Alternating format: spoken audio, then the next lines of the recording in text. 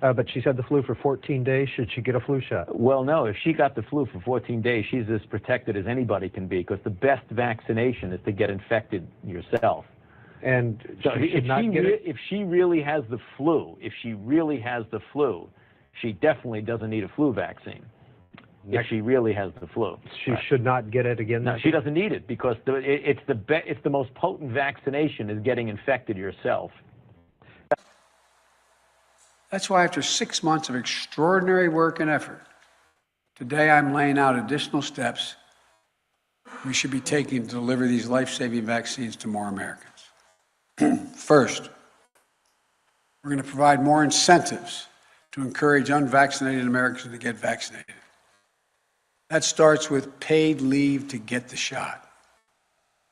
We're still hearing that people are unable to get time off from their employer to get vaccinated. Well, this is unacceptable. For some time now, I've said you should be able to get the shot and still get paid. Thanks to the American Rescue Plan, the federal government is fully reimbursing any small or medium-sized business that provides workers with paid time off to get vaccinated. Employers, this costs you nothing. If you haven't given employees paid time off, do it now, please.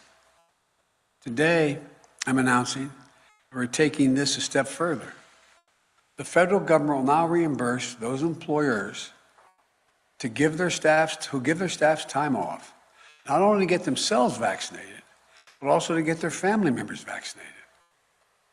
That means employers can get reimbursed if they give parents time off with paid leave to take their kids or their own parents to get vaccinated.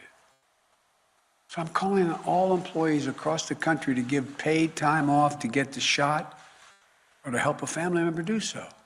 We're paying for the provincial vaccine passports to make sure that when someone comes into a restaurant, they'll know they won't be sitting beside a table of people who are unvaccinated. When you go into a gym, when you go to a movie theater, you need to know that if you've done the right things, you get to be safe. You get to be rewarded for having done the right things. That's what it's all about. And those people who still hesitate, who still resist, well, they won't get to enjoy the same things that those who've done their part for others. It seems like a very logical thing. It seems like a very obvious thing. Are you Vanessa? Vanessa Gelman, I'm a reporter with Project Veritas. Miss, why did you send emails telling Pfizer employees not to report that you guys were using fetal cell lining, miss? What else are you hiding from the public? Miss, what else are you hiding from the public? The public needs to know. Well, there you have it. We wanted to ask her a few questions. She broke out into a sprint. We really think that the public needs to know about the fetal cell lining emails. And we tried to get a comment. She ran. Sometimes they don't want to answer for the fraud that they're committing or the corruption that's going on. The only thing I'm trying to do is what you look on the record of everything I've ever said. Getting people to get vaccinated, to get boosted, to wear masks, to abide by the CDC recommendations. That should not be polarizing, Anderson. That's just public health. President Biden says that we are not returning to lockdowns, shutdowns, and school closures, but he also once said that we didn't have to wear masks anymore once we were vaccinated. So why should Americans trust him now? Well, because we listen to the scientists, we listen to the expert. This is a public health situation. This is not about politics at all. This is about saving lives.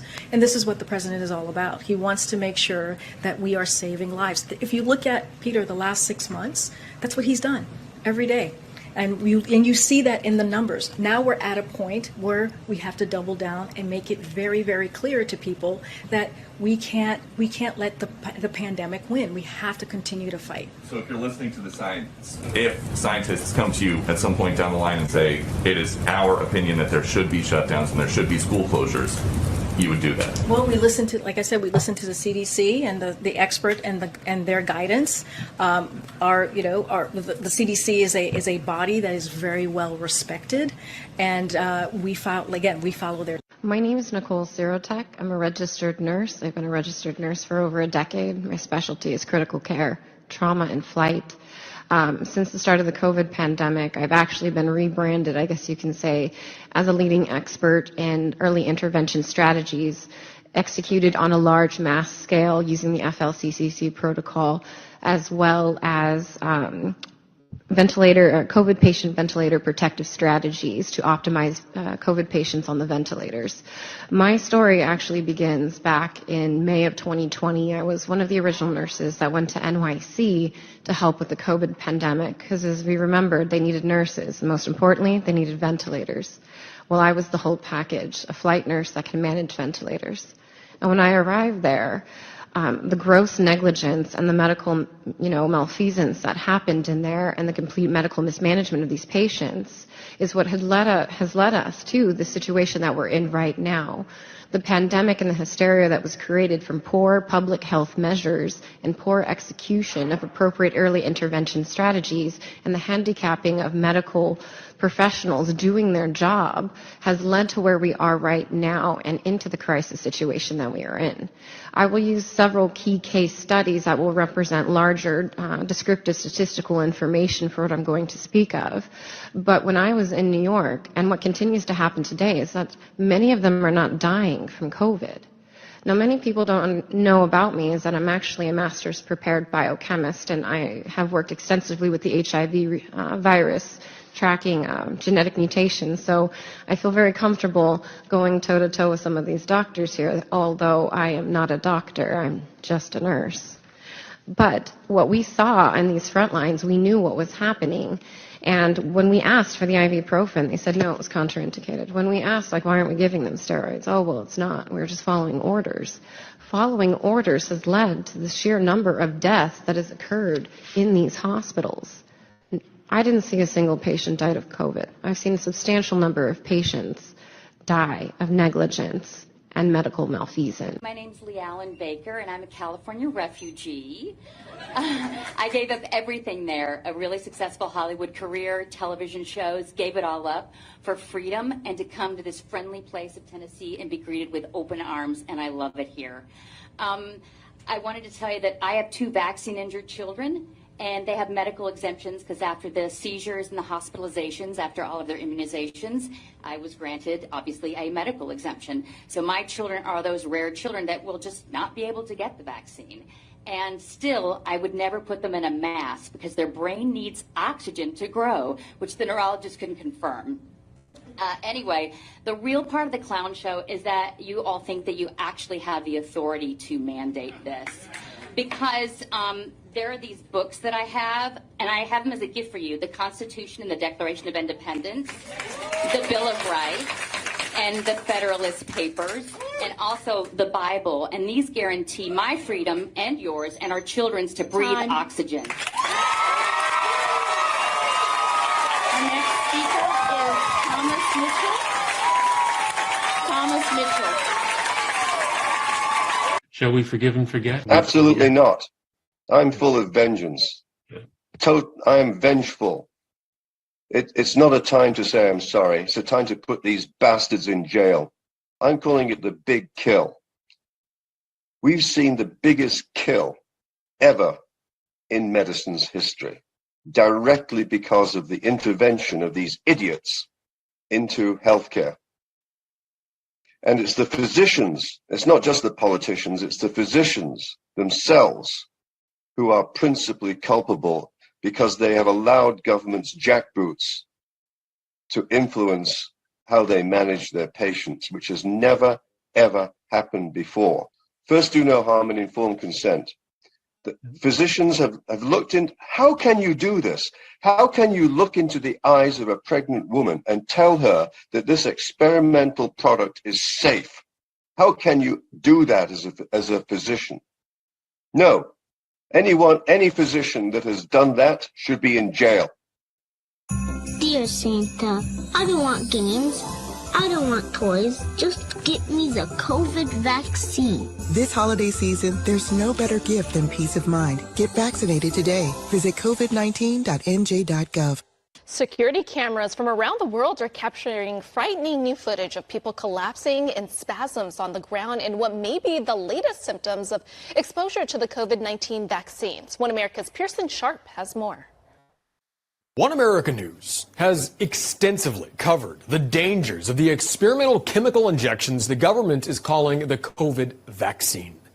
From heart attacks and strokes to paralysis, neuropathy, and explosive increase in cancer, autoimmune diseases, and even sudden death, with young, healthy people in the prime of their lives simply falling down dead. The list of fatal side effects from these injections is truly stupefying. Well, now there are videos emerging of a terrifying new condition that's popping up all over the world. What you're looking at now is footage from security cameras that shows people suffering from the effects of some mysterious attack on their bodies. In every case, it follows the same pattern. The affected person stops what they're doing and looks around as if they hear something, slowly turning their head. Then they start flailing their arms and legs, kicking and thrashing like they're fending off some invisible attacker.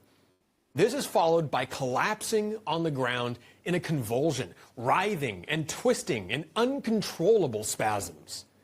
The incidents of this bizarre and frightening new malady have come out of nowhere, and now it's being captured by CCTVs around the world. Now, to be fair, it's not clear if this vaccine death spiral is linked to the CCP injections. But when you consider the alarming number of other gruesome side effects from this vaccine, it's not hard to believe. As far as we can tell, this has never been witnessed before. And if that's the case, then we have to consider what could be responsible. Now let's think. What's the biggest new variable the world has seen in the last 2 years? Well, if you're not a brain-dead member of the branch Covidian Fauci cult, then the answer is simple. Nearly 70% of the world has submitted to the COVID injections. That's 5.3 billion people whose bodies are now struggling to adapt and overcome the so-called vaccine's toxic effects. And now we're seeing the results firsthand. Peer-reviewed studies show a staggering 94% of COVID injection recipients have abnormal blood that no longer functions normally. This is a picture of what normal, unvaccinated blood looks like at 40 times magnification and was taken by doctors in Italy studying the blood of patients injected with the Pfizer and Moderna vaccines. Now here we have the same patient just 1 month after getting the Pfizer injection. You can clearly see the blood has been drastically altered, with researchers saying the vast majority of patients they studied suffered severe blood cell deformation after taking the vaccine. The researchers say metallic objects that resembled graphene oxide and other compounds, like you see here, were discovered floating in the blood. The scientists said they found extraordinarily anomalous substances in the blood, which began forming gigantic foreign structures. The researchers concluded by saying these results have never been observed before in any vaccines, ever. And that Pfizer and Moderna need to come clean about exactly what they're putting in the vaccines. They added that the substances in the vaccines are incompatible with normal blood flow. Those gigantic foreign structures seen under the microscope are wreaking havoc on the human body, and now coroners and embalmers around the country are discovering horrifying clots inside people's bodies. What you're looking at are the mysterious clots that are suddenly appearing in vaccinated people who later died. And medical experts say this is totally new.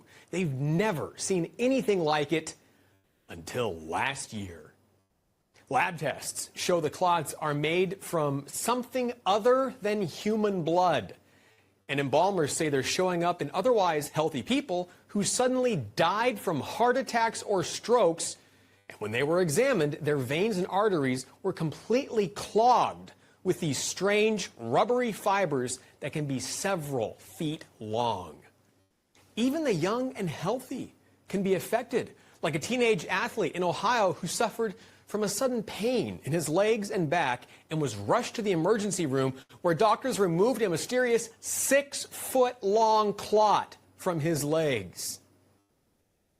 After finding these massive clots, it's not surprising the FDA is withholding autopsy results from people who died after getting the Fauci vaccines. That's right. The FDA is actually refusing to release autopsy results of victims who received the experimental COVID vaccine. They don't want anyone seeing just how grisly the results are. Considering this is the crap that's floating around in the blood of everyone who got the Fauci injection, it's no surprise that life expectancy in the U.S. is plummeting at the fastest rate in history. In fact, from 2020 to 2021, life expectancy in the U.S. fell by nearly 3 years, meaning that people are dying prematurely at 35 times the rate they were before the vaccines were introduced. But these mystery deaths all have one thing in common, one common denominator. Every one of them received the new experimental vaccine.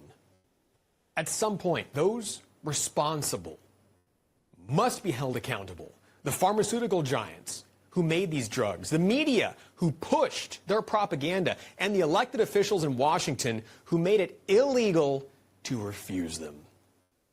Until then, we, the people who trusted those officials, can only look on in horror and disbelief at the carnage being inflicted by the murderers we thought would save us.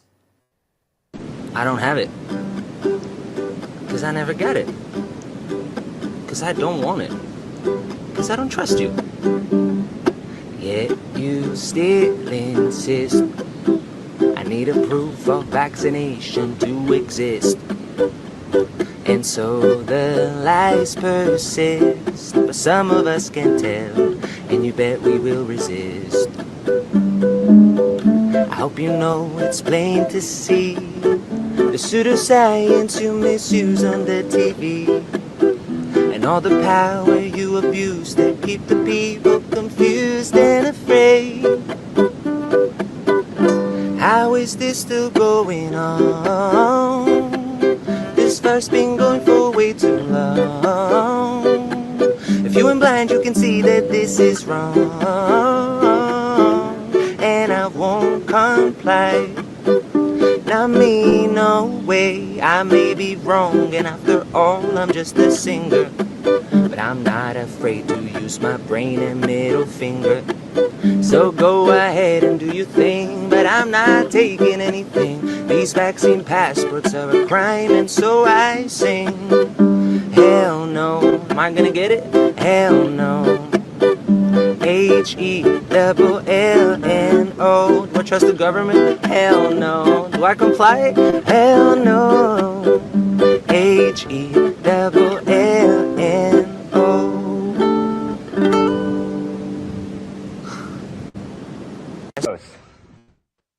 Thank you so much for taking the time to meet with me. Thank you. Thank you for having me. I want to ask you about your own vaccination. You got your first shot when? You know, still I feel like I know where I belong. In a poor country called Ethiopia, in a poor continent called Africa, and wanted to wait until Africa and other countries in other regions, low-income countries, start vaccination. So I was protesting, in other words, because we're failing. Hello, my name is Dan Hartman. My son Sean was 17 years old, and hockey was his life. He played hockey ever since he was 8 years old. To continue to play hockey, he had to get the vaccine. He got a Pfizer vaccine on August 25th. On August 29th, he went to the hospital with a bad reaction. He had brown rings around his eyes, a rash, and vomiting, and a very sore shoulder. On August 29th, he got sent home from the hospital, and on September 27th, in the morning, he was found dead on the floor beside his bed. He was a very beautiful boy that I loved dearly, and is my life. The cause of death on his autopsy is unascertained. There is no cause of death. There's no reason they can give me. My son did what was asked of him. He got the vaccine to play hockey. And now my boy is gone.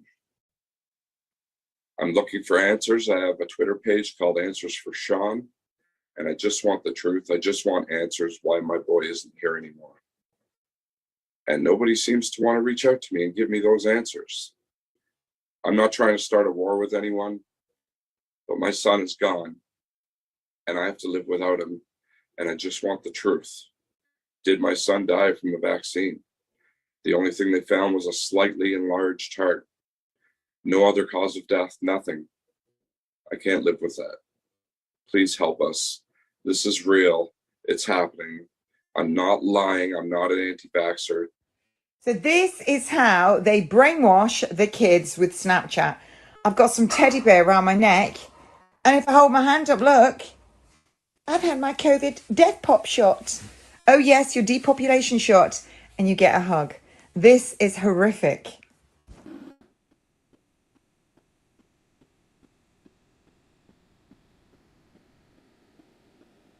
Tell us a little bit about the study that just came out of Sweden that is just so alarming. The news is buzzing out of Lund University, Malmö, Sweden. Marcus Alden is the first author. The first demonstration in a human hepatic or liver cell line that the Pfizer vaccine, in fact, reverse transcribes and installs DNA into the human genome. Wow. And so in simple terms, what does that mean, Dr. Bartlett? Thank you for making it simple. So basically, there's an enzyme that can take that messenger RNA vaccine information and put it into the DNA of the person, into their DNA. And we were told that could not happen. So this is in a lab, but it's showing that you remember the vaccine is messenger RNA. Yeah. And we were told that that messenger RNA could not go into your DNA, but this is showing that in a lab it can. And so what happens when it does, Dr. Gold? Well, can I answer slightly different than your question? Yeah. So one of the fun things about the last couple of years being a doctor and lawyer is this is a very interesting opportunity, and I think we're going to be bringing another lawsuit because there's actually federal law that you cannot discriminate against people for genetic discriminations. I forgot the acronym. I think it's GINA, G-I-N-A. GINA, right? So this now opens the door to saying that if you're not allowing somebody in who chose not to get the shot, that you're actually engaging in genetic discrimination. So I think there's this Sweden study, I think, opens the door to a new type of lawsuit. If you're pregnant and you have this done, can that then affect your baby? Yes, this is the alarming finding. The CDC says on its website very explicitly, this will not change your DNA. The paper that came out of Sweden. Now, there'll be many more to confirm it, and the steps are to confirm it, to confirm that the entire code is installed, and then to actually confirm that it's expressed, meaning that the spike protein now is continuously expressed from human cells. But because the lipid nanoparticles are taken up everywhere, that means somatic cells in your organs, but also your gametocytes, actually the cells that actually are the sperm and the egg. If they are carrying it, that indeed means that, in fact, it could be passed to the daughter cells. And So that could be open up for birth defects and and all. Hi guys! Welcome back. Today we're talking about the vaccine. You know what, chicken just ain't the same when you get it delivered, so if taking the vaccine means I'm gonna get my perisalt, I'm taking it. As soon as I got that text, I was like, get that shot in me. Oh my god. Only 3 more days to go, guys. When my mum and I first spoke about it, she said she didn't want it because it wasn't vegan. So I did some research and I actually found out that it is vegan, and I sat down and spoke to her, and I think that was what helped change her mind. Having the vaccine and getting tested for me is all about just keeping ourselves safe, our family safe, our friends safe, and just not taking life for granted and appreciating who we've got around us. So yeah, Lauren and I have had our first jab, and we know that it's not fully effective until we've had a second jab. And honestly, I'm just checking my phone, waiting to get that message. Guys, finally I've had my vaccine. I can't wait, the world's opening up again. Guys, I can't believe we finally got our shot! Got my vaccine, guys. I'm ready for my hot boy summer.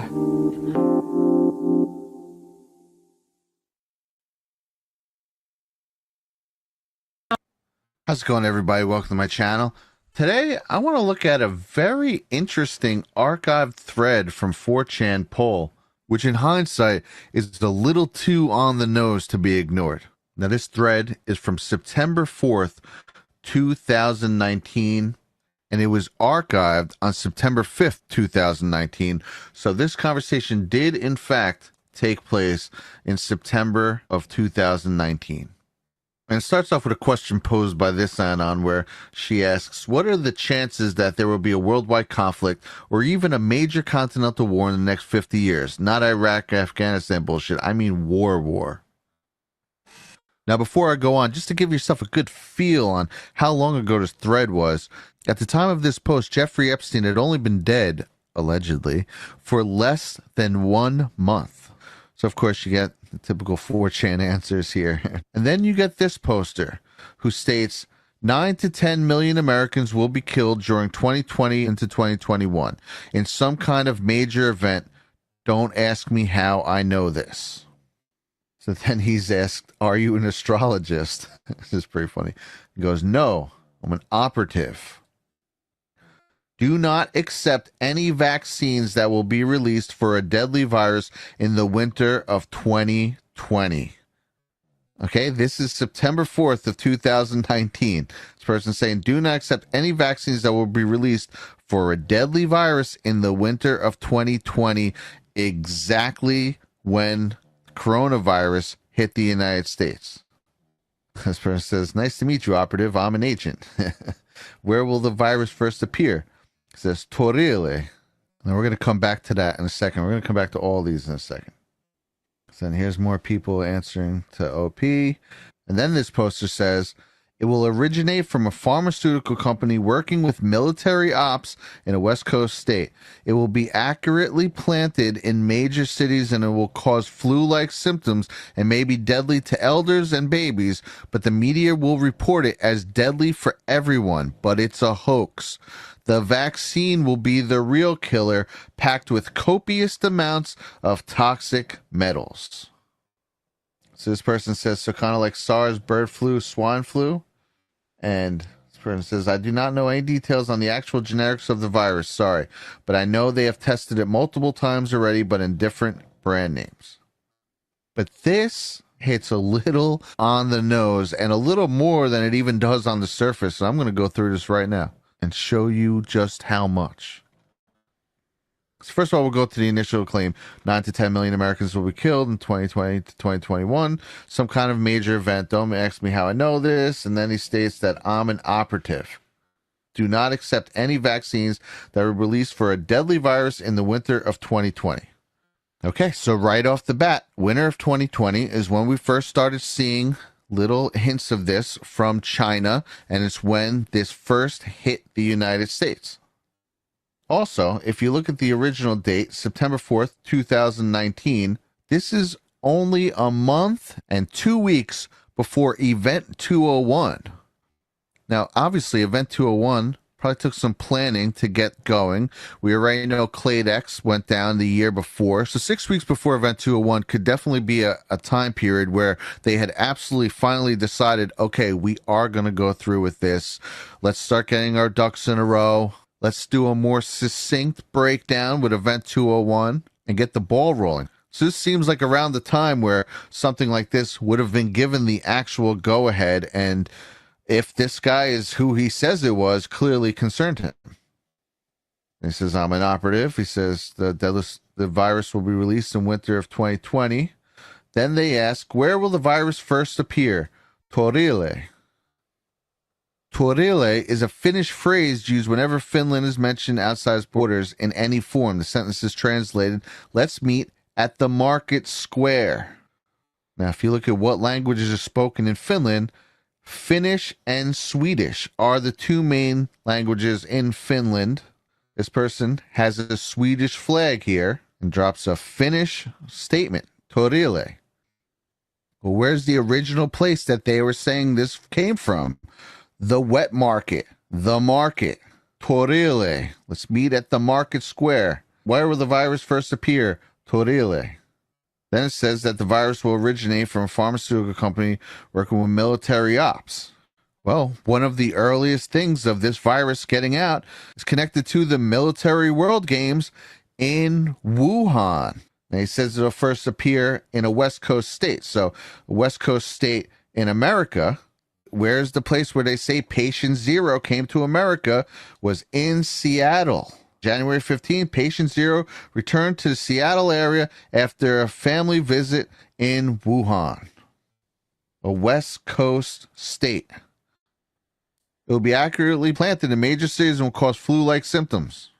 Here's the first major outbreak. Pause this map here. All the biggest outbreaks started in major U.S. cities.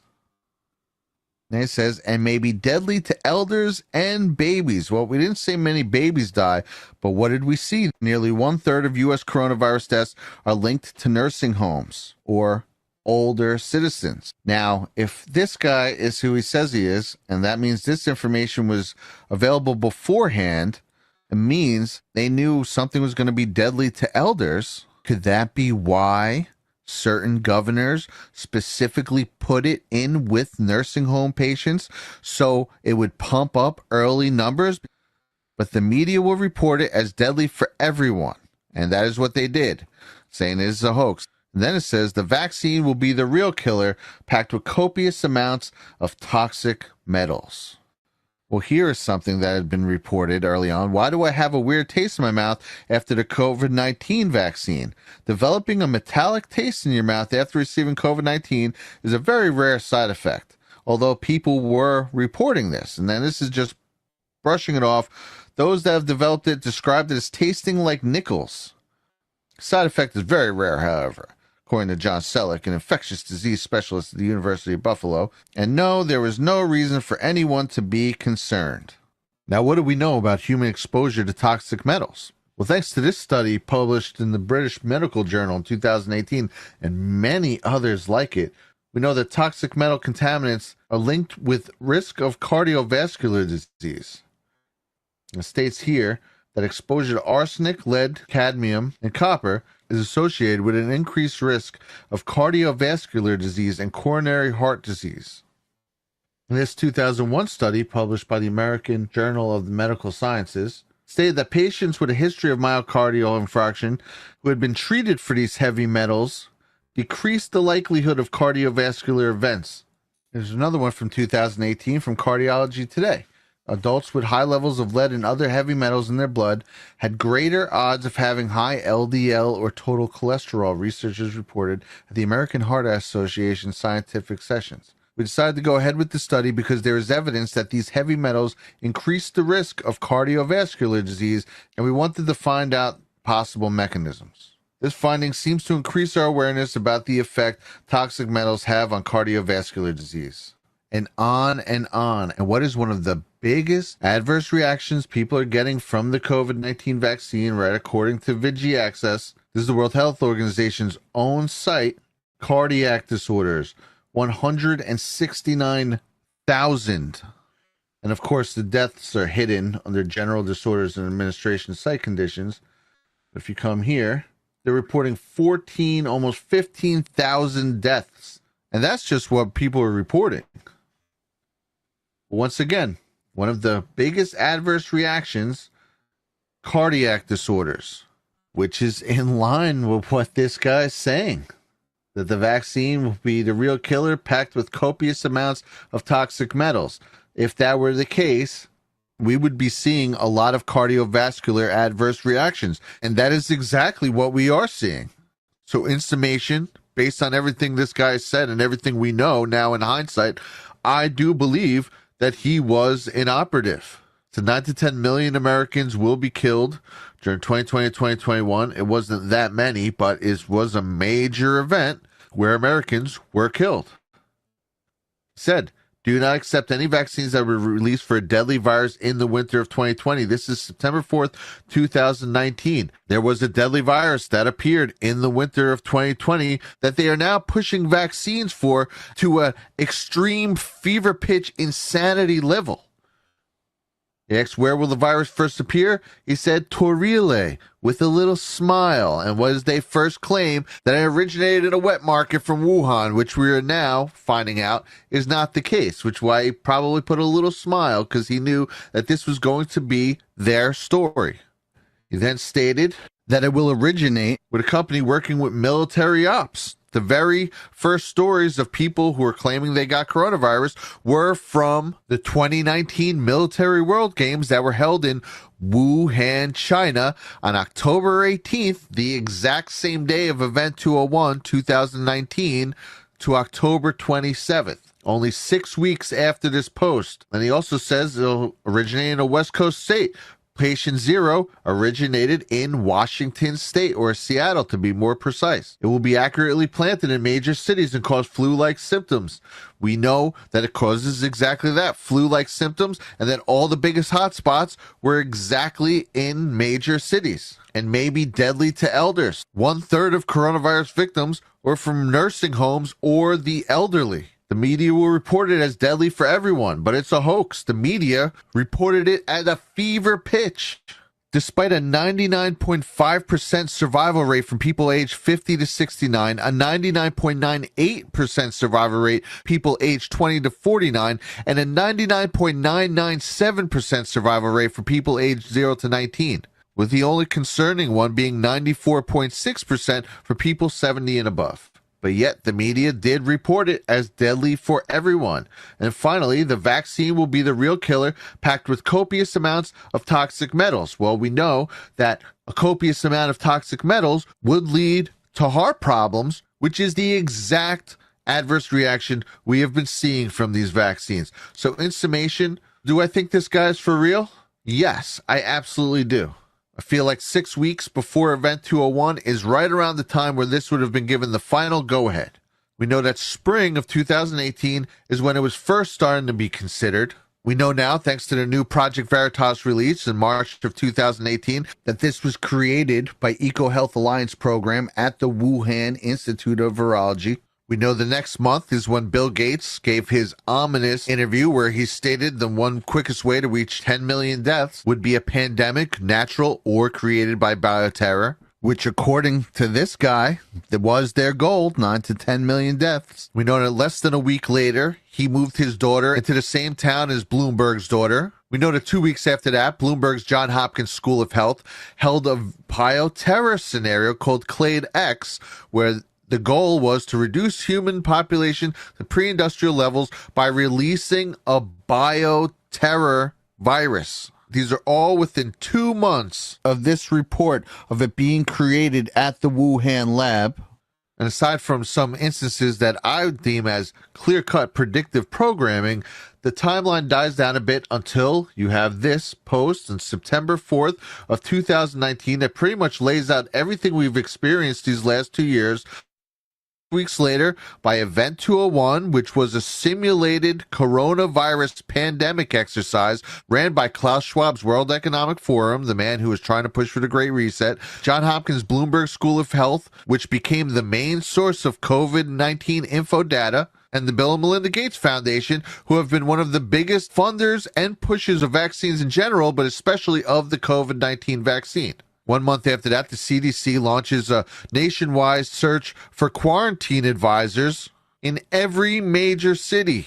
And just a few months after that, on the exact day Trump signed phase 1 of the China deal, which was about to set China way back, and on the same day that the Democrats curiously held the articles of impeachment to, we get the very first case of coronavirus in the United States, January 15th, 2020, aka the winner of 2020, as stated by this anonymous poster on 4chan, September 4th, 2019, which as far as I'm concerned is proof that this was a premeditated bioterror attack event. I'm Brad CGZ, and I'll catch you on the next one. And don't forget to go to logicalbrad.tv to see more like this, and to check out my documentary Population Control, where we break down this exact timeline in much more depth.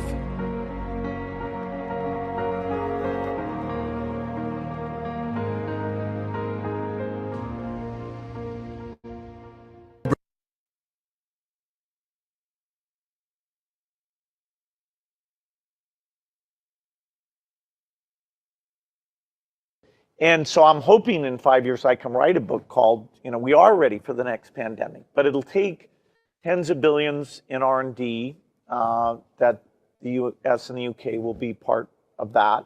It'll take probably about $1 billion a year for a pandemic task force at the WHO level, which is doing the surveillance and actually doing what I call germ games, where you practice. You say, okay, what if a bioterrorist brought smallpox to 10 airports? You know, how would the world respond to that? You know, that there's naturally caused epidemics and bioterrorism caused epidemics that could even be way worse than what we experience today. And yet the advances in medical science should give us tools that, you know, we could do dramatically better. So you'd think this would be a priority.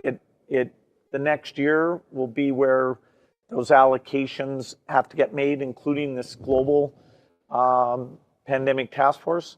Pfizer received the biggest criminal fine in US history as part of a $2.3 billion settlement with federal prosecutors for mispromoting medicines and for paying kickbacks to compliant doctors.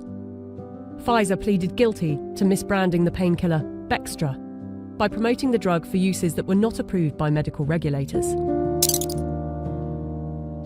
In the 90s, they were involved in defective heart valves that led to the deaths of more than 100 people. The company had deliberately misled regulators about the hazards. The company agreed to pay $10.75 million to settle Justice Department charges. In 2004, Pfizer's subsidiary agreed to pay $430 million to resolve criminal charges that it paid physicians to prescribe its epilepsy drug, Neurontin, to patients with ailments for which the medication was not approved. In 2010, a federal jury found that Pfizer committed racketeering fraud in its marketing of the drug. Pfizer disclosed that during a 6-month period the previous year, it had paid $20 million to some 4,500 doctors and other medical professionals for speaking on the company's behalf. 2012, the US Securities and Exchange Commission announced that it had reached a $45 million settlement with Pfizer to resolve charges that its subsidiaries had bribed overseas doctors and other healthcare professionals to increase foreign sales. Pfizer was sued in a US federal court by Nigerian families who accused the company of testing a dangerous new antibiotic called Trovan on children without parents' consent and using their children as human guinea pigs. A panel of medical experts concluded that Pfizer had violated international law, and the company agreed to pay $75 million to settle the lawsuits in Nigerian courts. The US case was settled for an undisclosed amount. The list goes on. I don't want to bore you with it. But ask yourself, if it was a car manufacturer, would you buy a car from them? But there is a very small part of professionals which they circulate on purpose misinformation so that they will mislead those that they have concern. Those people are criminals. They're not bad people, they're criminals. Last thing we want to hear as life starts to feel normal again, a new highly infectious subvariant of COVID detected in wastewater in Melbourne. To discuss, we're joined by Professor Sanjaya Sandhanaka in Canberra. Professor, thanks for your time this morning. What do we know about this new variant? Yes, Carl, this Omicron family is definitely a family I'm getting sick of. There's BA1, 2, 3, 4, 5, but we've got a subvariant of BA2. So BA2's been around Australia, but there's now a subvariant called BA2.12.1, and that's sort of dominating the US landscape, particularly in New York. And it does seem to be about 25% more transmissible than BA2, which is about 30% more transmissible than BA1. How sick are people getting? But that's the good news. People don't seem to be getting any sicker than with the earlier Omicron variants, but it does seem to be more transmissible. All right, Omicron family is right up there with the La Nina family, the most hated families in the world right now, aren't they? What kind of operations were you doing? Well, it was clandestine operations. We were involved in coups, taking over countries for other leaders. We were involved in Mozambique, spreading the AIDS virus through medical conditions. We were involved in Angola with Dr. Jonas Savimbi for various operations. We gave military support. So people were killed during these operations? Oh, definitely. You mentioned... Can we I just do the question again, and then you can pop in? Yeah. You mentioned actively spreading AIDS? There was a unit in from SIMA that one of the things was that we went into African countries. And how was that done exactly? Through inoculation. Through vaccines? Yeah, through vaccines. Pretending to inoculate people and type of thing. The idea being to kill black people? Yeah, to eradicate black people. You must understand the concept was that AIDS was a killer. It was incurable at that point in time. So it was led to believe that if infected people, it was the quick, non-militaristic approach to eliminate black people. And that is something you know for a fact, that AIDS was actively being spread to other countries? Yes, to African countries. We were at war. Black people in South Africa were the enemy. But so it was about white supremacy? Definitely. Definitely trying to retain the white supremacy on the African continent. And furthermore, he tells us that the purpose of Maxwell's clinics in and around Johannesburg was to infect black people with HIV. He had the one in Thokoza, he had the one in Alex. Yes. If I'm not mistaken, there was on the West Strand. So, and these were research facilities. Vacúnenlo. No grabé. Vale, está. Te vacunar. Es que no creo.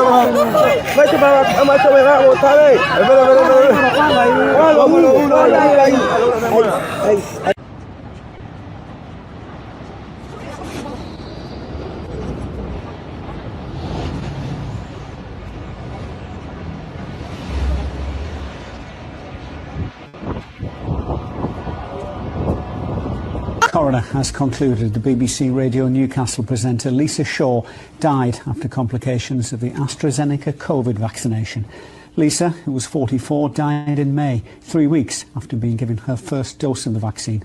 Well, our news correspondent Mark Denton was at the inquest at Newcastle Civic Centre this morning and joins us now. Well, Jeff, the inquest heard that Lisa initially developed severe headaches at home. She was treated first in hospital in Durham and she was then transferred to the Royal Victoria Infirmary in Newcastle, where she sadly died. Now, in her conclusion, the senior Newcastle coroner, Karen Dilks, said it was clearly established that Lisa's death was due to a vaccine-induced thrombotic cytopenia. Now, that is a condition which leads to blood clots and swelling of the brain. The coroner said it was a very rare condition. Now, earlier in evidence to the inquest, we heard from Dr. Christopher Johnson. He was one of the doctors who treated Lisa in hospital in Newcastle. He said it was one of the first cases he'd seen where the underlying cause of a condition was, in his view, a complication of the AstraZeneca vaccine. Now, a pathologist who examined Lisa, Dr. Talmo Pavakovsky, he told the inquest that he supported strongly the idea that her condition was vaccine-induced.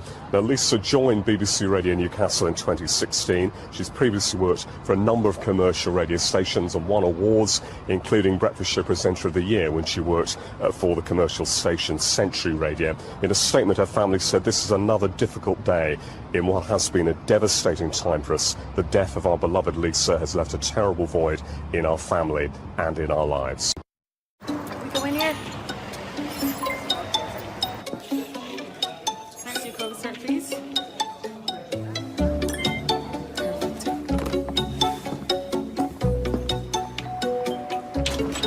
Hi, honey, come on. Oh, hi, love. How are you?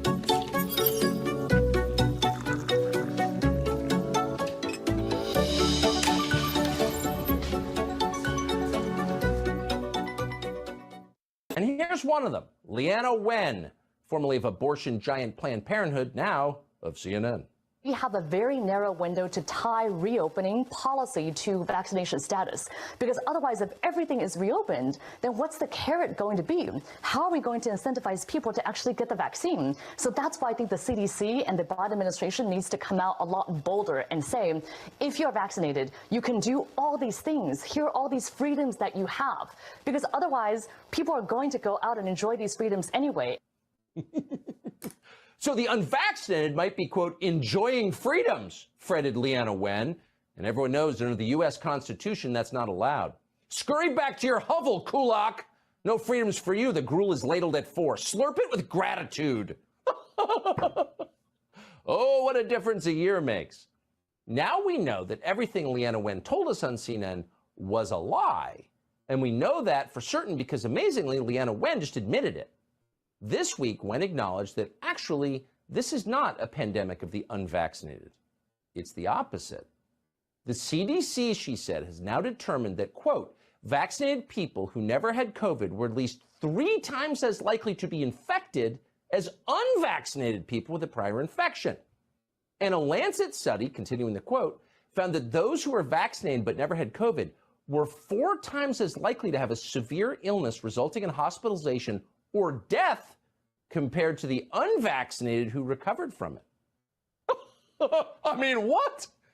So the vaccinated are 4 times as likely to be hospitalized or die from COVID. 4 times.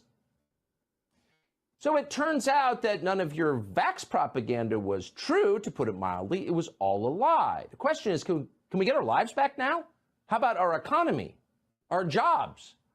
When's the part when you break down in racking sobs of contrition and beg forgiveness for misleading the entire country on matters of life and death and hurting people? We look forward to that part, though obviously we're not holding our breath. For now, it is satisfying enough to see a lie identified for what it always was. BioNTech and Pfizer are proud sponsors of the Oscars. BioNTech and Pfizer are proud sponsors of the Oscars. What is being alleged about the so-called vaccines is of monumental importance. What Bridgen and Malhotra have claimed ought to be the biggest story in the country, in the world, and yet anyone interested in familiarising themselves with most of what was said has to go looking for it online. Bridgen noted withdrawals of those other medical products when their safety was credibly questioned. That's the world I thought we lived in, where doubt voiced in the face of credible research leads to the pausing of a course of action and a rethink. And yet here we are, with peer-reviewed research demonstrating 1 in every 100 people receiving the Pfizer jab suffers a serious reaction, and medical professionals of unimpeachable credentials urging at least a pause in the rollout, if not a full and final stop. And still, the government-sponsored adverts are everywhere, in the mainstream and online, inviting people of all ages to take even more of the same product. Dr. Malhotra said on this channel last week, in relation to the Pfizer jab, quote, the original trial data, which was reanalysed, suggested one was more likely to get serious adverse effects from the vaccine than one was to be hospitalised with COVID. What does that mean? It means if that is correct, which it seems to be, it should never have been approved in the first place. Questions have been asked all over the world about blood clotting and any possible connection with the AstraZeneca product. Countries across Europe have stopped using it, and it's no longer being given to people under 30 in the UK. It's worth noting that on Wednesday, Pascal Soriot, Chief Executive Officer of AstraZeneca, was knighted by King Charles for services to life sciences in a ceremony at Windsor Castle. All around the world, there is mounting evidence of deaths and injuries caused by the so-called vaccines. If you haven't heard the speech that Corella de Hochel in New York said earlier, you have to watch this. News is coming at a perfect time. My team and I just got off a call with the FDA, confirming that the COVID vaccine is on its way to New York. Some doses shipped last night. We expect many more later this week. The updated vaccine guards against the newer COVID strains because it was built off the Omicron XXB 1.5 variant. That's what we're calling it now. It matches the new variants that are now dominant. So it's really a customized vaccine. It's offered by Pfizer and Moderna. In this case, they literally recommended that everyone 6 months and older should get a shot. You only need one, no more double doses. And again, they'll be starting here in New York on Friday. Doctor's office, pharmacies, healthcare providers.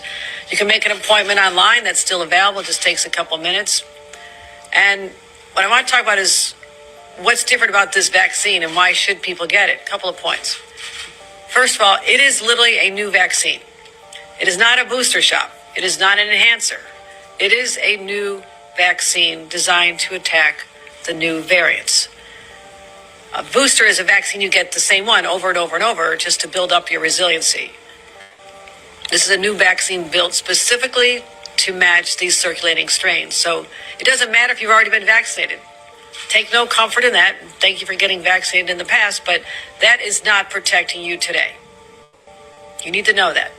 You don't have the immunity built up over time. So as the virus evolves, this is where our scientists and researchers and companies have to get ahead of it. The virus evolves, so must our response. So here's the simple message, New Yorkers. Get the vaccine. That is the best way by far to protect yourself and those around you. And we're smart.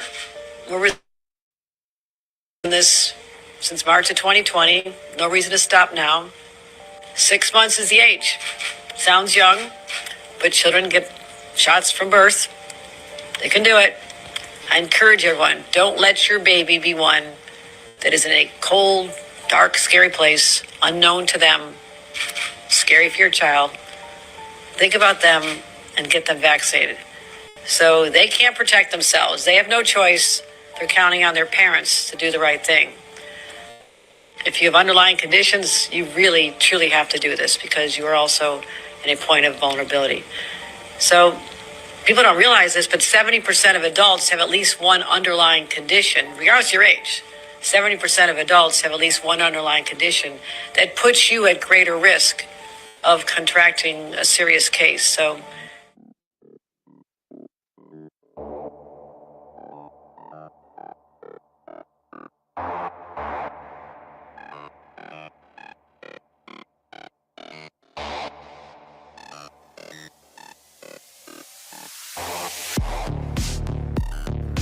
Hey, Vanessa? Vanessa Gelman, I'm a reporter with Project Veritas. Miss, why did you send emails telling Pfizer employees not to report that you guys were using fetal cell lining, miss? What else are you hiding from the public? Miss, what else are you hiding from the public? The public needs to know. We're really taking that leap, us as a company, Bayer, in cell and gene therapy, which to me is one of these examples where really we're going to make a difference, hopefully, moving forward. There's some, ultimately the mRNA vaccines are an example for that cell and gene therapy. I always like to say, if we had surveyed 2 years ago in the public, would you be willing to take gene or cell therapy and inject it into your body, we would have probably had a 95% refusal rate. I think this pandemic has also opened many people's eyes to innovation in a way that was maybe not possible before. Hello, my name is Dr. Joseph Raymond. I'm an emergency physician based in Louisiana. In addition, I am a clinical scientist. I was the lead author of a peer-reviewed study that reanalyzed the original Pfizer and Moderna clinical trials for the messenger RNA COVID-19 vaccines. We found the vaccine increased serious adverse events at a rate of 1 in 800. At the time of publication, my co-authors and I did not believe our single study warranted the withdrawal of the messenger RNA vaccines from the market. However, since its publication, multiple new pieces of evidence have come to light, and this has caused me to reevaluate my position. An article published in the BMJ regarding the FDA's own observational surveillance data found the messenger RNAs were associated with multiple of the exact same serious adverse events identified in our original study. But the FDA had failed to inform the public of these findings. In addition, now we have multiple autopsy studies that find essentially conclusive evidence that the vaccines are inducing sudden cardiac deaths, yet the rate of these vaccine-induced deaths remains unknown.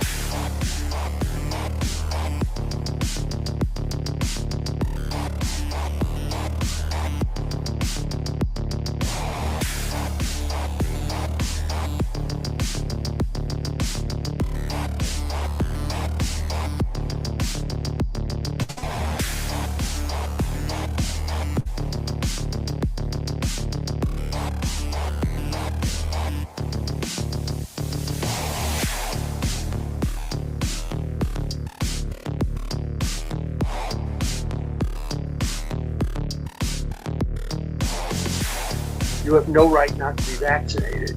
You have no right not to wear a mask. You have no right to open up your business. Wait, can I stop you?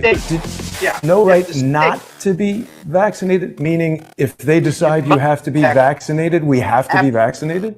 Absolutely. And if you refuse to be vaccinated, the state has the power to literally take you to a doctor's office and plunge a needle. You know, the doctors I've been dealing with and talking to for years now, they believe that probably hundreds of thousands of Americans lost their lives because they were denied early treatment.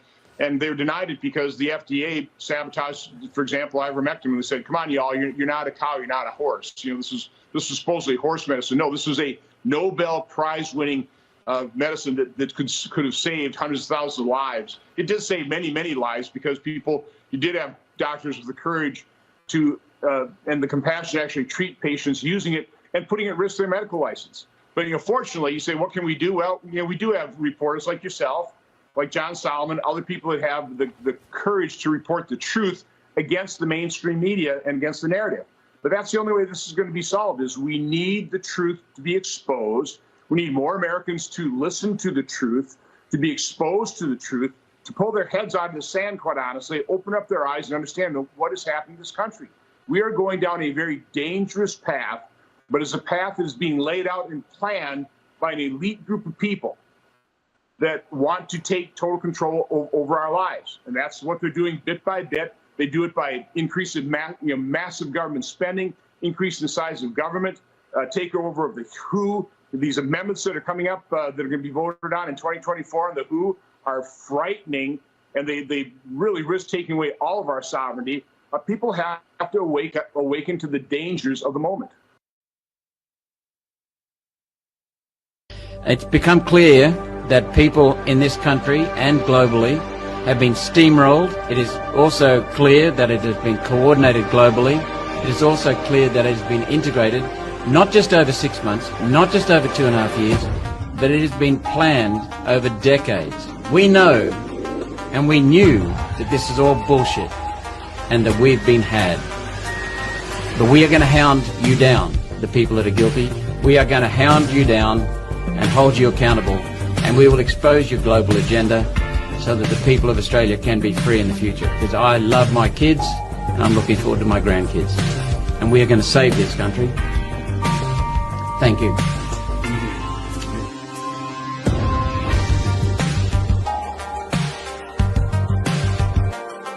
I believe it is 6 out of 13. Okay. And how many pilots have you placed on unpaid leave?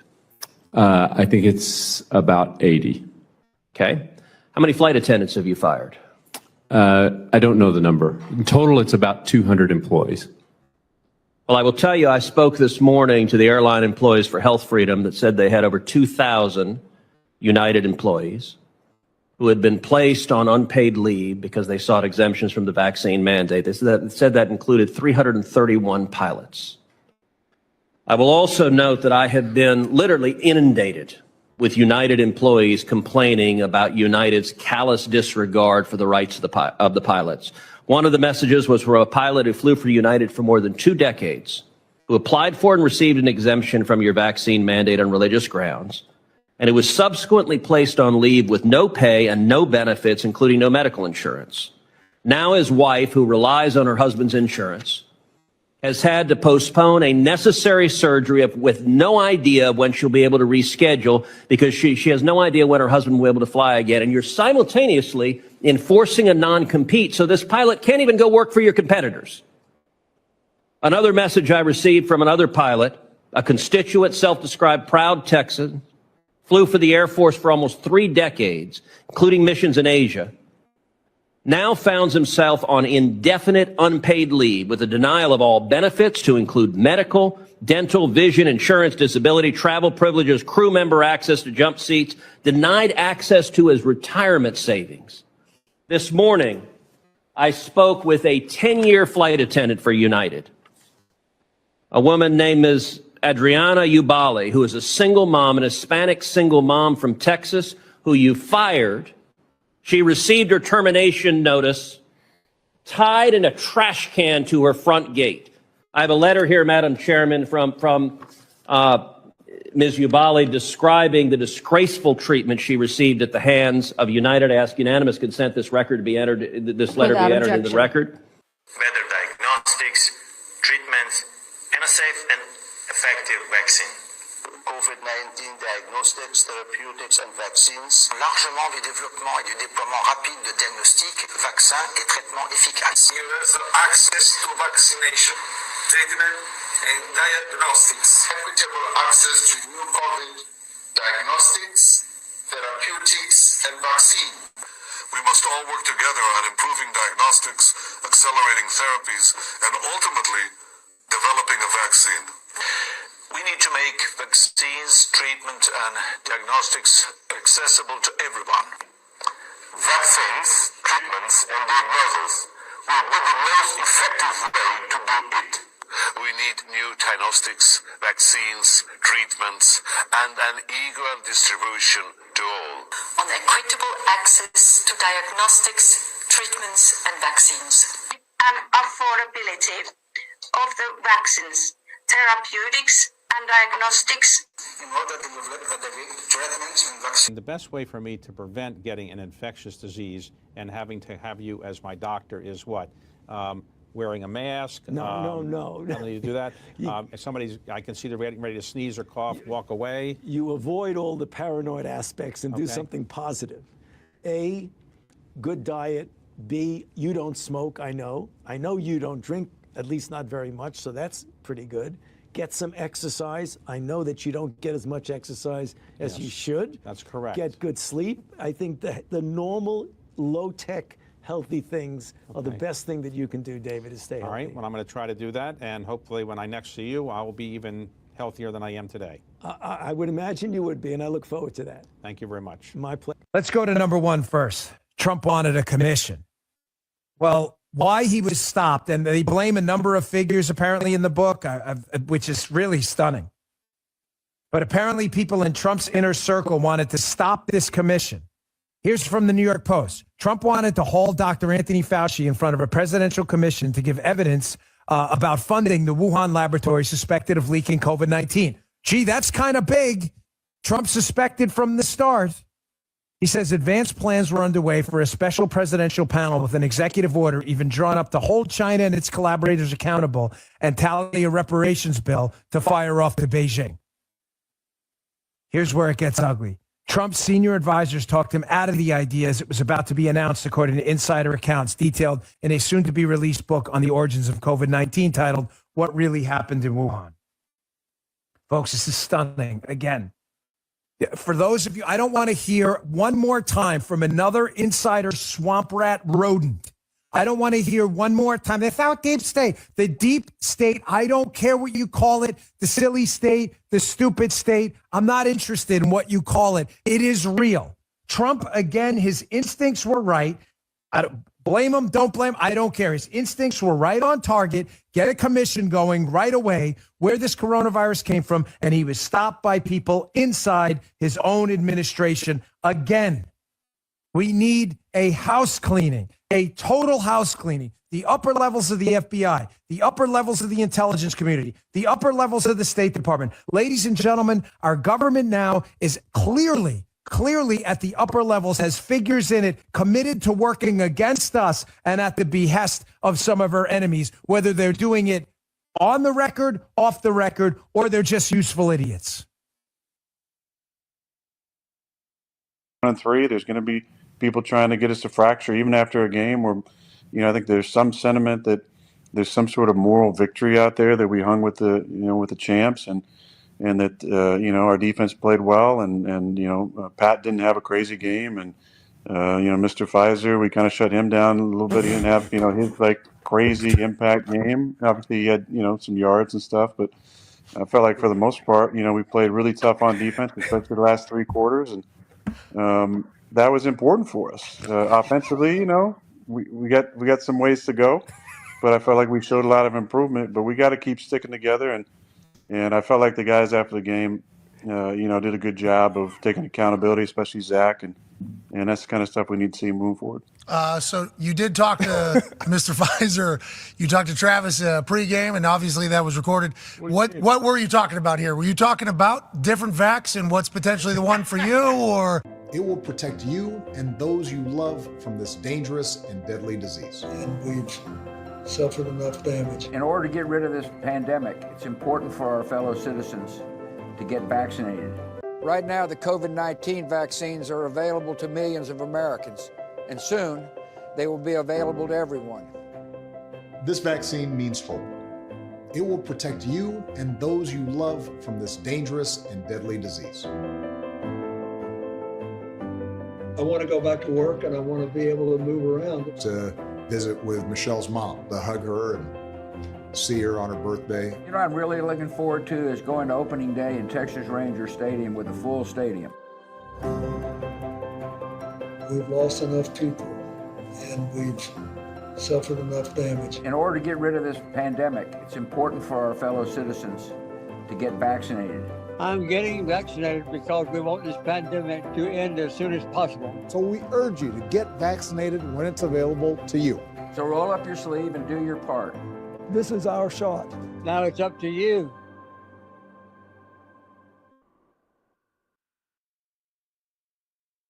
I am disturbed by the number of healthcare workers who do not realize that we are still in clinical trials. Clinical trials for these vaccines go until the end of 2022 and the beginning of 2023. We are in clinical trials. They are monitoring the reactions for 2 years.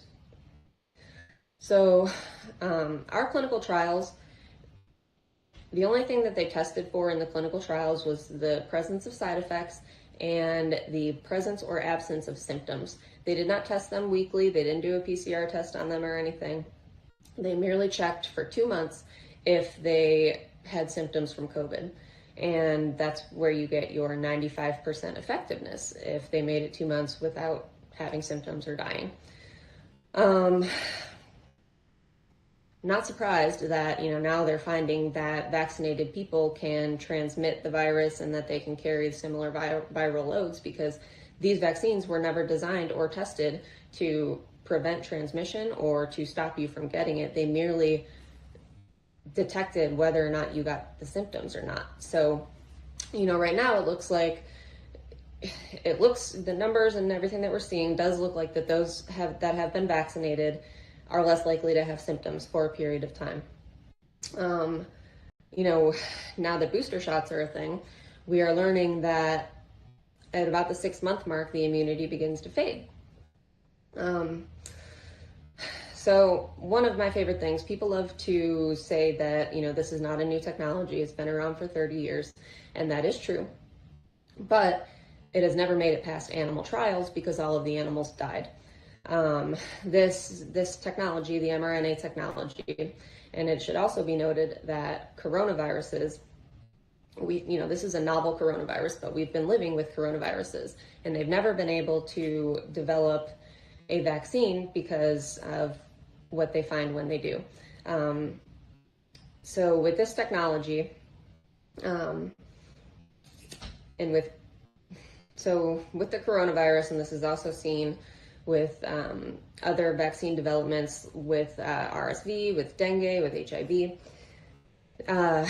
In the animal trials, when this technology was used previously for SARS-CoV-1, because we are in SARS-CoV-2, when they tried to use this technology to develop a vaccine for SARS-CoV-1, what they found was that all of the animals, they vaccinated them and they had a period of immunity, and then after that, when they were re-exposed to the virus, they all died.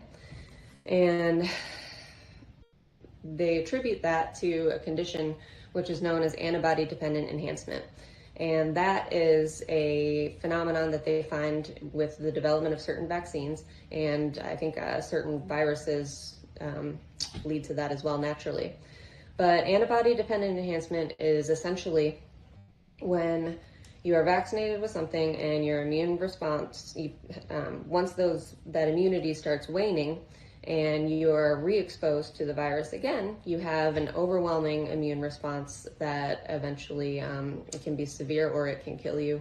And That's what they found with this technology when it was used previously in every other effort. That is why it has never previously made it to human trials, because all of the animals die.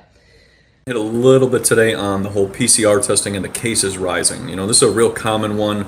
You see this, a lot of people always send us a message and they always ask, you know, how I've been diagnosed with the disease, which I'm not going to say, but I've been diagnosed with the disease and, you know, I had it, but, you know, I don't know how I have it because I don't have any symptoms. Well, what happens is with the PCR testing is the actual owner who created the PCR test actually said this is not to be used as a diagnostic tool. Reason being is back in the 80s during the AIDS epidemic, they actually used PCR testing and a lot of people came up as positive even though they didn't have the actual virus because the virus was never isolated. They pumped those people full of pharmaceutical drugs and that's what ended up killing those people. It wasn't the virus because the virus was never isolated in a lab to show that it exists. So that's how the PCR testing could be flawed. Now if we fast forward to today, you know, the PCR testing could be picking up on any damage that's being done to the body. For example, if you're exposed to radiation, you could come up positive on the PCR test. If you ate a lot of toxic food and now you're purging those things, that's how your illness occurs. That could come up as positive. You know, if maybe are under a lot of stress, those things can also come up as positive because it's just trying to show that there's cellular damage done to the body. So anybody could come up positive for anything, and that's why 2 weeks ago the CDC said it could not distinguish between the disease we have supposedly floating around today and the flu, which if it can't distinguish between the two of them, why are we using that as a diagnostic tool? That doesn't make a lot of sense. Now, also with this testing form of PCR testing, you can actually amplify the testing so that you can get the result that you want, just like going to the casino and rigging the game so that you always win. It's the exact same type of thing. That's why you see all of a sudden, oh, you know, the cases are rising in this whatever location or this country or wherever it may be, because you can just alter the test so that every person can come up positive.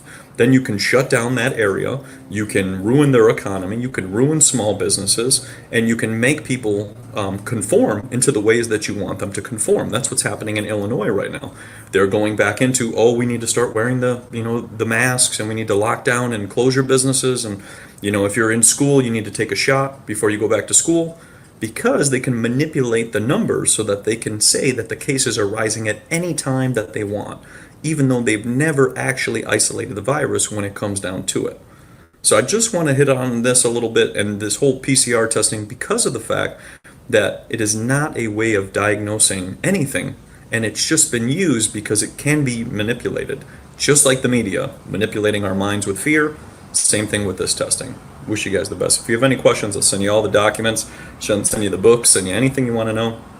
But I'm just putting it out there because we need to stop living in fear and we need to use our minds and see the truth, because the truth will change everything.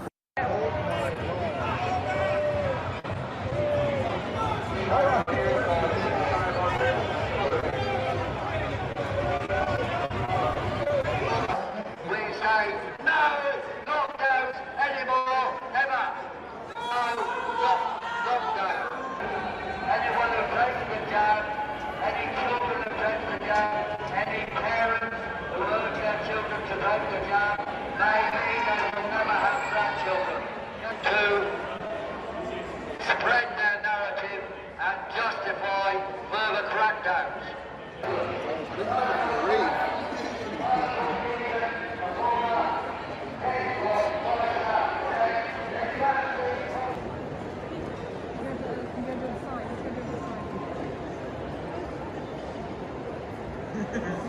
You can film them putting it up. That's right, that's right.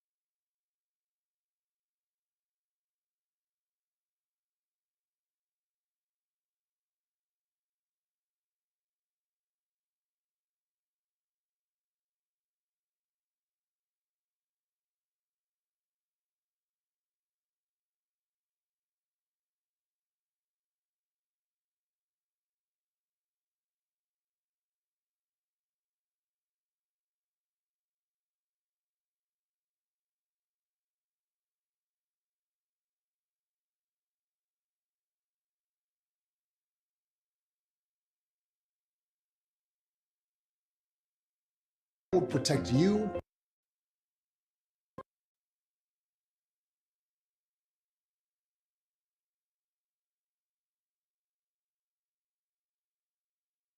I'm getting vaccinated because we want this pandemic to end.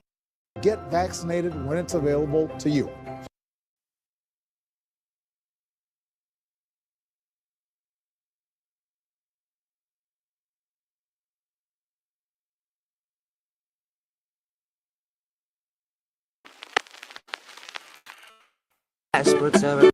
Football game.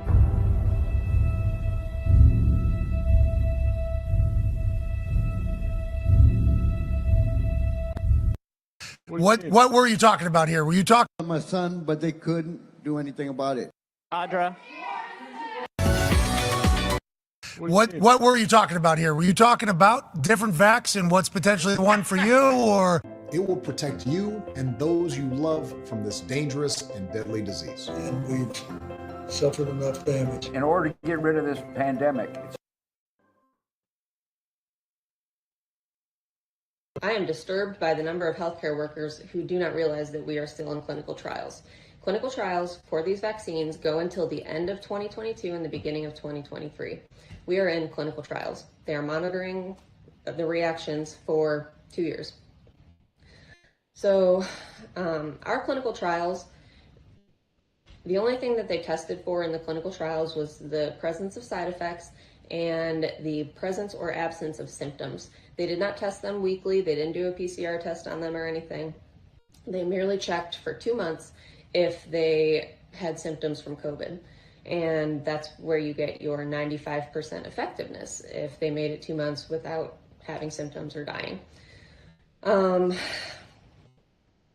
Not surprised that, now they're finding that vaccinated people can transmit the virus and that they can carry similar viral loads, because these vaccines were never designed or tested to prevent transmission or to stop you from getting it. They merely detected whether or not you got the symptoms or not. So, right now the numbers and everything that we're seeing does look like that those that have been vaccinated are less likely to have symptoms for a period of time. Now that booster shots are a thing, we are learning that at about the 6-month mark, the immunity begins to fade. So one of my favorite things, people love to say that, this is not a new technology. It's been around for 30 years, and that is true. But it has never made it past animal trials because all of the animals died. This technology, the mRNA technology, and it should also be noted that coronaviruses, this is a novel coronavirus, but we've been living with coronaviruses, and they've never been able to develop a vaccine because of what they find when they do. So with this technology, with the coronavirus, and this is also seen with other vaccine developments with RSV, with dengue, with HIV. In the animal trials, when this technology was used previously for SARS-CoV-1, because we are in SARS-CoV-2, when they tried to use this technology to develop a vaccine for SARS-CoV-1, what they found was that all of the animals, they vaccinated them and they had a period of immunity, and then after that, when they were re-exposed to the virus, they all died. And they attribute that to a condition which is known as antibody-dependent enhancement. And that is a phenomenon that they find with the development of certain vaccines, and I think certain viruses lead to that as well naturally.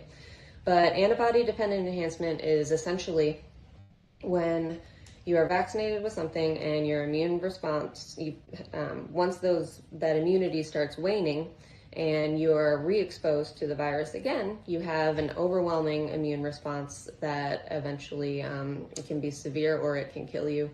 And that's what they found with this technology when it was used previously in every other effort. That is why it has never previously made it to human trials, because all of the animals die. Hit a little bit today on the whole PCR testing and the cases rising. This is a real common one.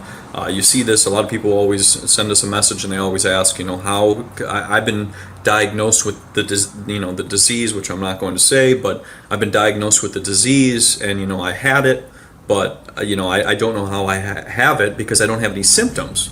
Well, what happens is with the PCR testing is the actual owner who created the PCR test actually said this is not to be used as a diagnostic tool. Reason being is back in the 80s during the AIDS epidemic, they actually used PCR testing and a lot of people came up as positive even though they didn't have the actual virus because the virus was never isolated. They pumped those people full of pharmaceutical drugs and that's what ended up killing those people. It wasn't the virus because the virus was never isolated in a lab to show that it exists. So that's how the PCR testing could be flawed. Now if we fast forward to today, the PCR testing could be picking up on any damage that's being done to the body. For example, if you're exposed to radiation, you could come up positive on the PCR test. If you ate a lot of toxic food and now you're purging those things, that's how your illness occurs. That could come up as positive. If you maybe are under a lot of stress, those things can also come up as positive because it's just trying to show that there's cellular damage done to the body. So anybody could come up positive for anything, and that's why 2 weeks ago the CDC said it could not distinguish between the disease we have supposedly floating around today and the flu, which if it can't distinguish between the two of them, why are we using that as a diagnostic tool? That doesn't make a lot of sense. Now, also with this testing form of PCR testing, you can actually amplify the testing so that you can get the result that you want, just like going to the casino and rigging the game so that you always win. It's the exact same type of thing. That's why you see all of a sudden, the cases are rising in this whatever location or this country or wherever it may be, because you can just alter the test so that every person can come up positive. Then you can shut down that area, you can ruin their economy, you can ruin small businesses, and you can make people conform into the ways that you want them to conform. That's what's happening in Illinois right now. They're going back into, we need to start wearing the masks and we need to lock down and close your businesses. And, if you're in school, you need to take a shot before you go back to school, because they can manipulate the numbers so that they can say that the cases are rising at any time that they want, even though they've never actually isolated the virus when it comes down to it. So I just want to hit on this a little bit and this whole PCR testing because of the fact that it is not a way of diagnosing anything, and it's just been used because it can be manipulated. Just like the media, manipulating our minds with fear, same thing with this testing. Wish you guys the best. If you have any questions, I'll send you all the documents, send you the books, send you anything you want to know. But I'm just putting it out there because we need to stop living in fear and we need to use our minds and see the truth, because the truth will change everything.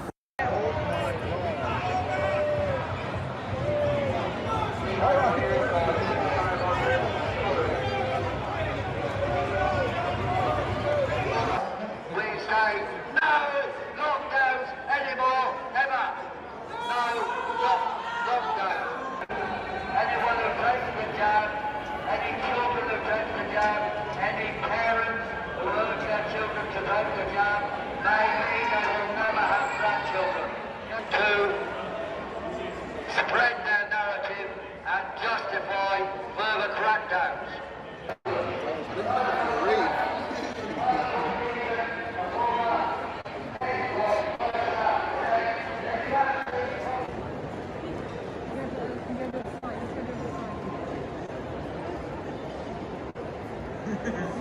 You can film them putting it up. That's right, that's right.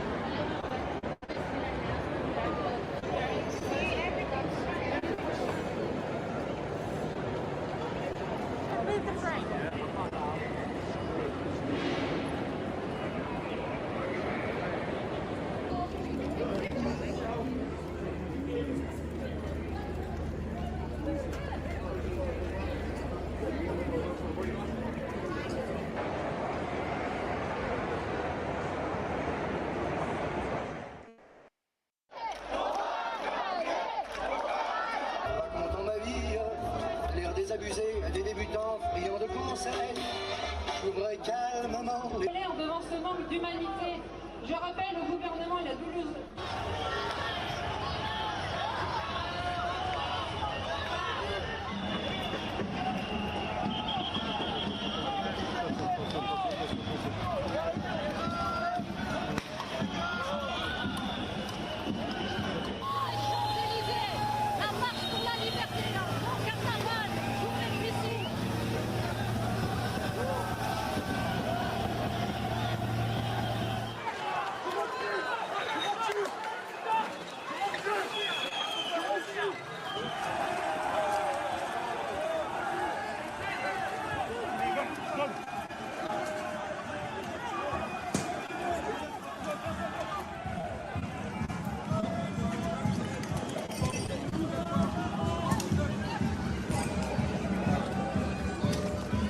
In other words, you take the 10,000 deaths in VAERS, you multiply it by 41, you get 410,000 deaths.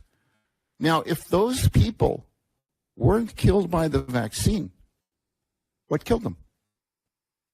Nobody wants to answer that question. You know, it's the same with the insurance company. You know, the insurance company executive in Indiana thought he was just talking to his peers when he mentioned that there was a 40% increase in the third quarter in deaths of people under 64. That's not supposed to happen. If you look at the insurance statistics, they're all flat. It's the same number every year. And now it just jumps 40%. How does that happen? That's a 12 sigma variation. It can't happen by chance. So it didn't happen by chance. Something caused that. This is like the greatest cause of death in human history, and nobody knows what it is. I talked to embalmers. Embalmers at the end of the line, you know, the right before you go 6 feet under. I talked to embalmers. I talked to one embalmer, 93% of her cases, that's what they call the dead bodies, they call them cases. 93% of the cases had these blood clots that had never been seen before the vaccines rolled out. Now she's seeing those blood clots in 93% of the people that she embalms. This is the greatest killer of mankind. This is the worst cover-up in human history. 150,000, probably more than that. Probably 400,000 Americans have been killed by the U.S. government. High school senior is in the hospital after collapsing on the tennis courts. Breaking new details on the deaths of a high school soccer player. Finland, Denmark's star man Christian Eriksen collapsing towards the end of the first half. The Kennedy High community mourning tonight after one of their high school football players died. A South Carolina high school football player has died after collapsing at football practice. Star college basketball player collapsing on the court. We want to warn you, the video may be difficult to watch. Florida Gators star Keontae Johnson collapsing during the game. A West Catholic high school student has died after collapsing during a football scrimmage. On mile 8, she suddenly felt fuzzy and blacked out. 17-year-old Ryan Jacobs' heart stopped. Unexpectedly collapsed on the field. Megan went into cardiac arrest. Collapsing during Friday night's football game.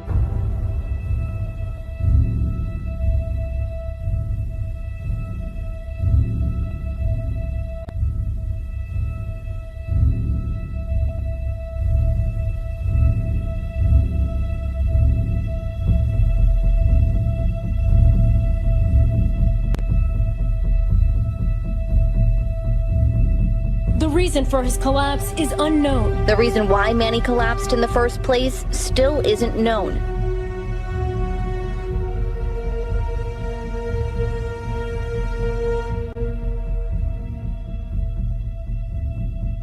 So you might be wondering how someone in such great shape could suffer cardiac arrest. It's a rare thing that happens.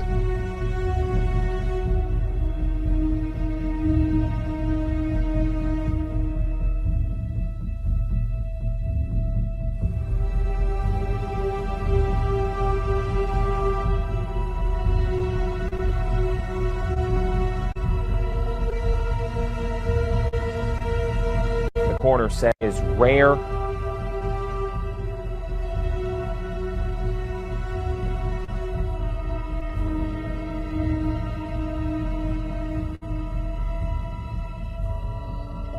It's just one of those tragedies.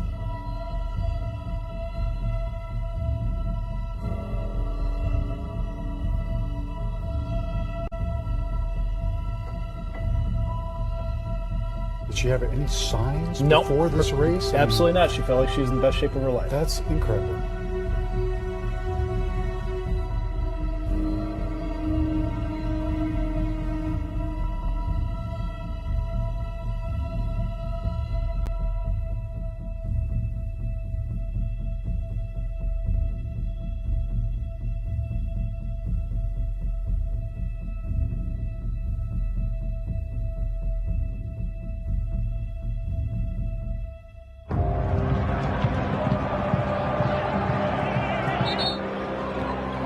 USC wants to attack, but you've got to be careful. He collapsed. He collapsed.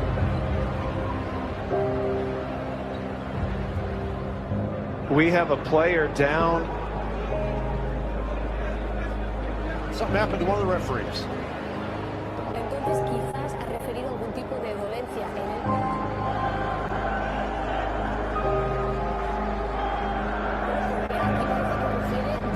We've had a heartbreaking situation here. We have malaria, tuberculosis, HIV. These are things that are there. And then the other thing that I aspirationally hope to be able to encounter is the ability to rapidly respond to something brand new, whether it's a brand new pandemic or, as you mentioned, a brand new attack upon us deliberately by bioterror. Dr. Anthony Fauci, don't panic, get your flu shot. Is that fair? You bet, and I already have. Very good. Yeah. Not fucking good, you fucking rat scumbag, fucking fag. You're in the wrong fucking city, you fucking scumbag. Oh, take your fucking mask off, you fucking scumbag. Fuck you. Fuck all you motherfuckers. De Blasio, you're a fucking cunt rag. You fucking rat. Fuck out of here. Have his pre-op checks before a surgery that's scheduled and can't be changed. Well, it can be changed. I think, like, so baby needs as much rest as possible so that he can... Excuse me, what are you doing? Yeah, no, don't do that, boys. Hey, don't do it. Please don't do it. Hey. We're talking about the surgery. You guys are criminals. You are criminals. You are conducting a criminal act here. So with the pre-op check, it needs to happen before the surgery. Hey, we've been talking to you like rational people, and now you just remove. You got it. You are criminals. You. You guys. Hey, guys, move out. Move out the way. You guys are acting like criminals. You are acting like criminals. All of you are criminals. You are criminals. You are a criminal. You are a criminal. And you are a criminal. And so are you. And so are you. Can you guys just give them some space, please? You are a criminal. You will not be part of the surgery tomorrow. We do not authorise any of that. I just want to tell you what's happening. No, we're not listening to what you've got to say. Why did you do that? He's going to be okay. No, he is not going to be okay. And we need to take him for his operation. We need to take him and we need to do... You are criminals. You will be able to see him after the surgery. You guys are criminals. You are going to be recorded in the annals of time as criminals who come in here and take babies from their mothers. Do you understand that? Do you guys are even listening to me? Do you understand that you have just kidnapped a baby from its mother without the consent of their parents? You guys have got to understand that you're criminals. Yes, and we need to do the surgery. But you can't just take my baby like that. You guys are criminals. You've got to realise that you are now involved in a criminal action. Did you not see his eyes? We need to do the operation. No, you do not need to do the operation. No. The Pfizer vaccine, April 19th, 2021. 5 days later, while playing basketball, Junior suddenly he collapsed and died right in front of his best friend. The paramedics worked on my son, but they couldn't do anything about it. The day my world ended, Junior's autopsy showed that he had myocarditis. Junior was a healthy boy who loved playing baseball, video games with his friends, enjoyed the outdoors. He loved fishing. He was the best son a father could ask for. He was my best friend. But when Junior was born, the world changed to the best for me. I took the role of being his father with so much pride. He was the center of my life. We were not rich, but everything we had was enough to get us through. When the news came out, when the media and the government that there was safe for an effective vaccine, we were told that everyone needed it to get the vaccine for our health and to stop the spread. I decided to do the right thing and keep my son safe. This turned out to be the worst decision in my life. Suddenly my son was dead, and I was planning his funeral. 7 months later, after FEMA contacted me and asked me to change the cause of death to my son to COVID so that they could help me financially, I told them I would never do that. I would definitely never disrespect my son in that way.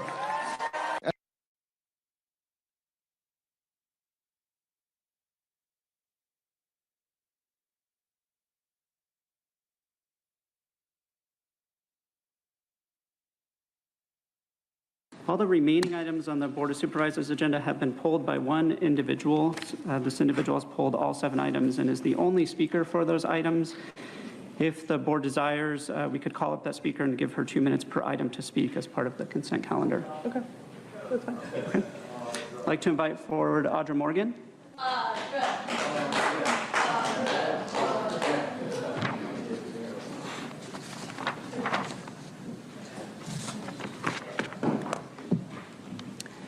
Audra, since you pulled 7 items, you'll have 14 minutes to address the board. Wait, are we going, I mean, I pulled more than 7. We're just the ones But where I you're mean, the just only 1 speaker. through 7? It's for items 5, 6, 7, 8, 9, 10, and 11. What about? We'll call you up for items 1, 2, 3, and 4. Because Okay. we have other speakers on those Hold on. items.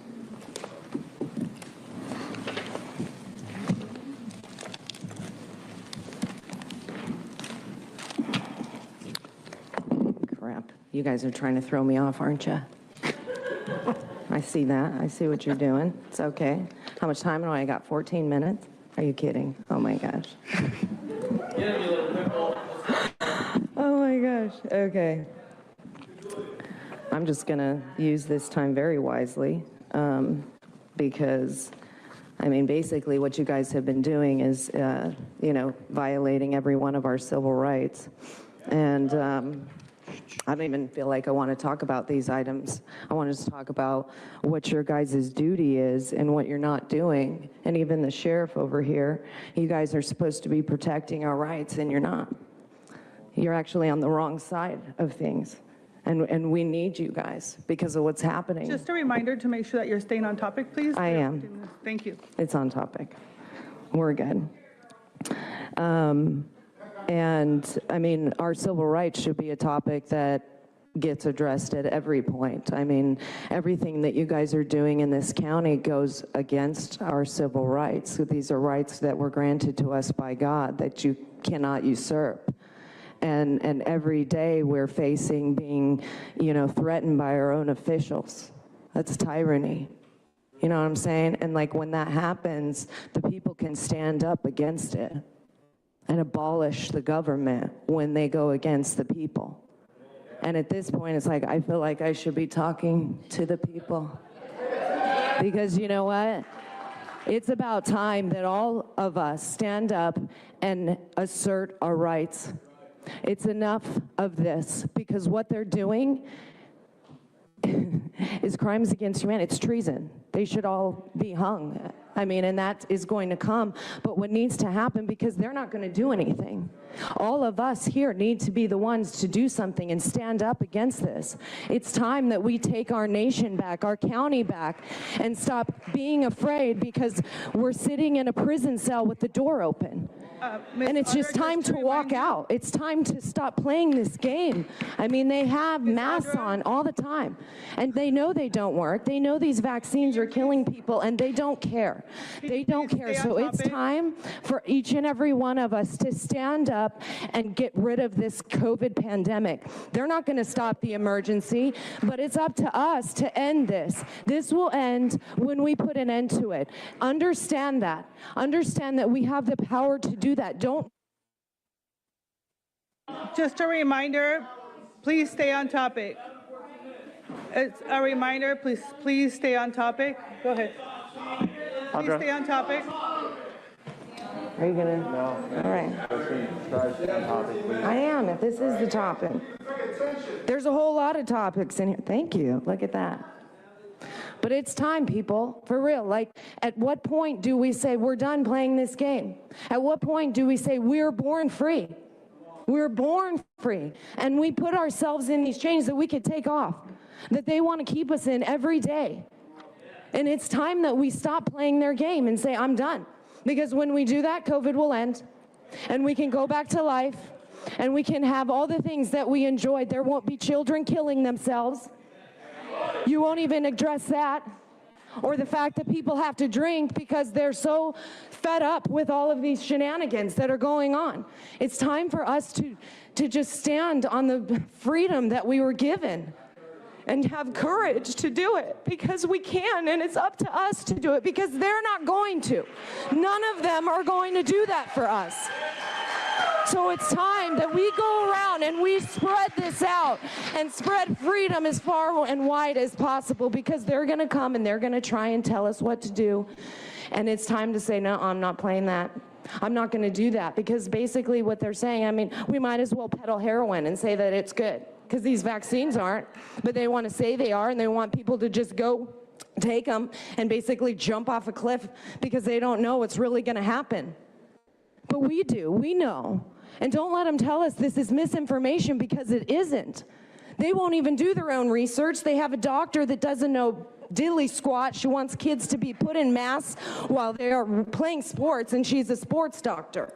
At what point is she going to address the fact that we've asked for an isolation of COVID and it doesn't freaking exist? Ms. Morgan, Yes. Which item are you speaking on now for the record? I am speaking on number 2. Oh, I'm sorry, not number 2. We called you up, right. Ms. Morgan, we called Yes. you up for items 5, Yes. 6, 5, 6, okay. 7, Yeah. 8, 9, Right, okay, yeah. 7, 8, Okay. 9, 10, and 11. Well, I don't know. I know we talk about equity and equality, and it's like, is that really happening? No, I don't think so. Because isn't equality that everybody gets treated the same? And then equity is like justice and fairness. Have we ever seen that? But how many times do they address that in the agenda? All the time. But they exclude the unvaccinated, or the people that want to choose whether or not to put a bioweapon in their body. It's not even a vaccine. You can't even call it that. They're not even telling people that people who are vaccinated have 251 times the viral load in them. They're the super spreaders, not the unvaccinated. And that's the truth. And they know these masks don't work, yet they play these games of taking them on and putting them off, and like, oh, I'm going to take a bite, and then I'm going to, you know, I mean, you're touching your mask, you're probably taking it to the bathroom, and it's filled with just disease. And so, but they want us to play this game.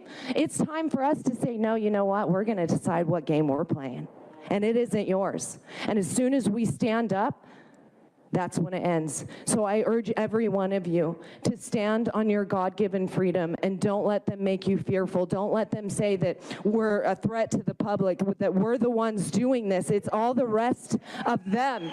It's all of the tyrants that are in office that need to go. Here we are on an election day, and what's going to happen? These systems are rigged, and they are flawed, and they know they're totally corrupt, and they want you to go vote. And should you? Maybe because for just the purpose of voting, but does it count? No, it doesn't until the system is fixed. And when it's fixed, you know what? Every single one of them is gone. You want to know why? Because none of them were voted in. Not one of them. President Trump got 120 million votes. What's going to happen when that's exposed fully? Because they're trying to hide that. Every single one of them will be upseated.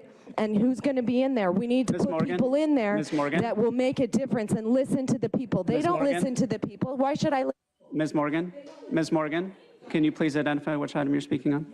Absolutely. I'm going with number 10. And so what we need to do is quit letting them tell us what to do.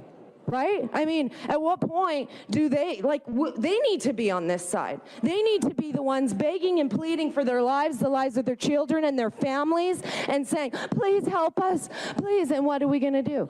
Probably the right thing. Right? Because we don't want to emulate that. Because their children should be ashamed as soon as they grow up and say, wow, my parents did that to all those people. They are killing people and they don't even care. They're shutting people down. People will come, fill the rooms, and they don't even care about it. People will come from their own town and say, I don't want that solar system in my town. Do they care? No, they don't, because they're going to throw money at them. You want $4 or $5 million? That's all they care about is their money and how much money they get. They don't care about doing the right thing. All they want to say is, well, I want money for my district. Right, Jim? That's right. And instead of doing the right thing, they would rather collect money, which is our own money, that they want to decide what they do with. They take all this COVID money. It's like billions of dollars they spend in this county. Do we have a say in that? Hell no. They're just doing whatever they want. They keep us in an emergency so they can continue to get funds. Do you understand that? Like, that's the only reason that we're still in an emergency, that we're still using a PCR test that has been recalled, because they get money for it. That is blood money. You should be ashamed of yourself. Because it's disgusting, the fact that they think they can do this to the people and go unpunished. Believe me, not only will your punishment be here on earth, but God, the Almighty, will punish you far greater than any of us can do. And that is the truth. And so all of us need to turn to God and need to ask Him for a renewal and a cleansing of this land. And the only way that's going to happen is if we stand up against this and quit doing what they're doing and playing this game. Walk out of that prison cell and into the light and say, we're done with this darkness. The evilness must go. Rebuke them, because Satan has no hold over this county, over the world. He doesn't. We do, and God does. And it's time. It's time to stand up. It's time. Are you guys ready? Right? Like, if we were ready, we would arrest them right now. If you were, you would do that, because you would do the right thing, because God would weigh heavy on your heart and you would say, you know what? I'm not going to allow them to do this to the people anymore. It's the right thing to do, because these people are criminals. Audra? And Audra? And take control and act like Audra? they know what's going on, and they don't. They're killing people. Ms. Morgan? And we want to ignore that. Ms. Morgan, can you please identify which item you're speaking on? Absolutely. Thank you. I'm on number 8. Thank you. So, right, it's like, is it not time? I mean, I got 3-4 minutes left. Do you guys want me to keep going, or should I? Because, yes, yeah, I mean, I don't even have it with me, but yeah, like, the conspiracy against our rights. I mean, all of you guys are conspiring to go against our civil rights. You have a duty, all of you actually taking an oath to support those and defend the Constitution. And you do. Like, we need you, because what's happening is they're going to come after the people like they already are. I mean, they have FEMA camps. They're rezoning for FEMA. Why do you think they're doing that? Why do you think they're sending money from FEMA and from fire and FEMA and all these entities? Why do you think they have all of these mobile medical units? They want us to get used to it, because they want us to go, oh, that's normal, and not be afraid when they show up at your door to vaccinate you. At what point? I mean, they talk about my body, my choice. I mean, shit. When does that actually make, like, hello? We can't even decide. I mean, you might as well be telling people to all get abortions. I mean, everyone just needs to do it. Or say, you know what, you can either get hit by a car or bus, but I'm giving you the choice, right? I mean, that's the choice that we have. We don't actually have the freedom to choose what we want to do in our own body, what we want to put on our own body, what our children are able to put in their bodies. Like, you're killing children. At what point does that matter? How many of you have children? You know, and you probably were like, I'm not going to get them a vaccine because I know what happens. Because you know what? They actually are working just right. They're spreading just like they want. They're killing people just like they want. So when they say they work and they're effective, they're right, because that's what they're supposed to do. But that's not what vaccines are for. They're supposed to create immunity. Is that what they're doing? No, they're destroying your immunity. They're destroying our God-given immunity. We have 2 immune systems, one that learns about it and one that fights it right away. And they're destroying that with these shots. Every single one. There's graphene oxide in it. It has 5G capabilities that can track your body and what it's doing. At what point? I mean, they're putting it in the air. It's in our water.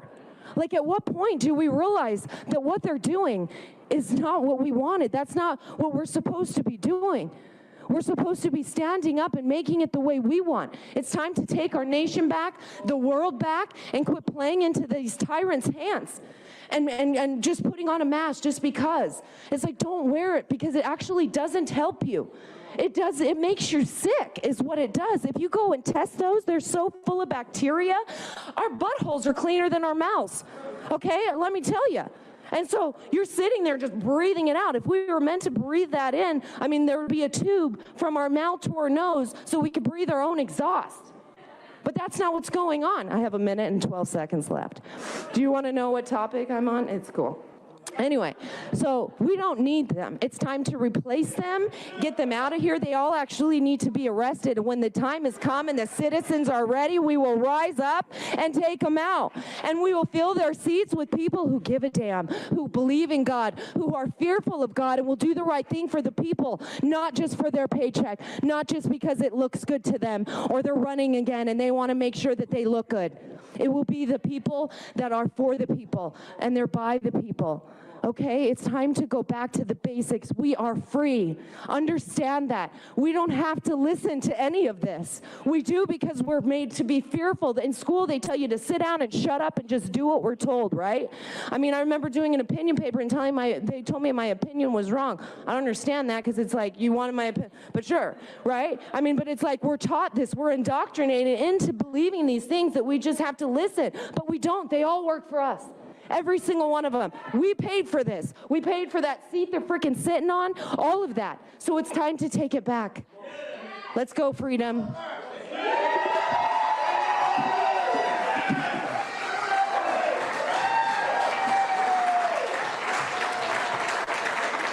Thank you, Vice. Thank you. Glenn, it was an extremely packed event that drew more than 100 people. You had protesters there, you had Beverly Hills Fire Department personnel, and also firefighters from across the region. They said it was important to be here today to show their support, and they're, of course, fighting a vaccine mandate that's affecting fire departments like the one here in Beverly Hills, which, by the way, officials say about 80% of firefighters have been vaccinated, but that 20% of their firefighters are still unvaccinated. And some of those firefighters we spoke with said that their constitutional rights are being violated since about 24 firefighters submitted religious exemption requests and feel that their jobs are in jeopardy if they don't comply, prompting some firefighters to cave to what they call pressure of getting inoculated. They took that first dose. Again, some of those religious exemption requests were accepted, but not all. We spoke with a spokesperson for the city of Beverly Hills who told us their hands are in essence tied here, that they're just enforcing a mandate for employees that was handed down by Los Angeles County, an October deadline requiring proof of vaccination. Now, here in Beverly Hills, EMTs and paramedics have been impacted under this new policy. So firefighters who have not been inoculated, they will not be allowed to treat patients or perform other paramedic duties. Some firefighters we interviewed, they say they feel that they should not be forced to get vaccinated and that it should suffice to wear a mask or other personal protective equipment. They say that should be enough. This is, there's been some long emotional days, and to see my brothers have to make these decisions and be forced into these decisions when all we've ever wanted to do and will continue to do is serve this community at the highest level possible. Will people ultimately be fired if they refuse? You know, at this point, it's a process. It's a process, and we need to go through that process. Certainly, our hope is that our employees will recognize that this is a county mandate. There's a reason that the county and the state are requiring healthcare workers, frontline workers, to be vaccinated. They're the first line of response with the public. And so if they're not vaccinated, that presents a danger to them and the public. As for where things stand with the city of Los Angeles, well, a spokesperson confirmed to KTLA that roughly 62% of firefighters have been fully vaccinated and that roughly 70% of those have received their first shot. That's the latest here in Beverly Hills. Corinne Winter, KTLA 5 News. Travis, did you know you can get this season's COVID-19 shot when you get your flu shot? Two things at once. Two things at once!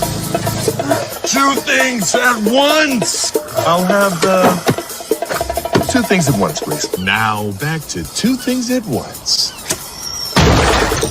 Two things at once. That's not two things at once. Mom!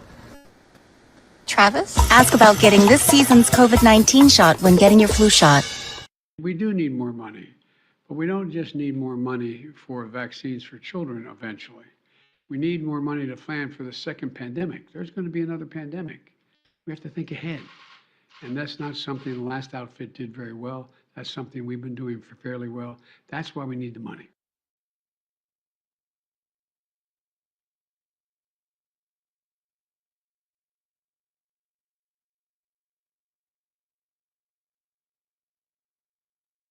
Gotta go vaccinate, check, get it straight, gotta go vaccinate, check, get it straight, check.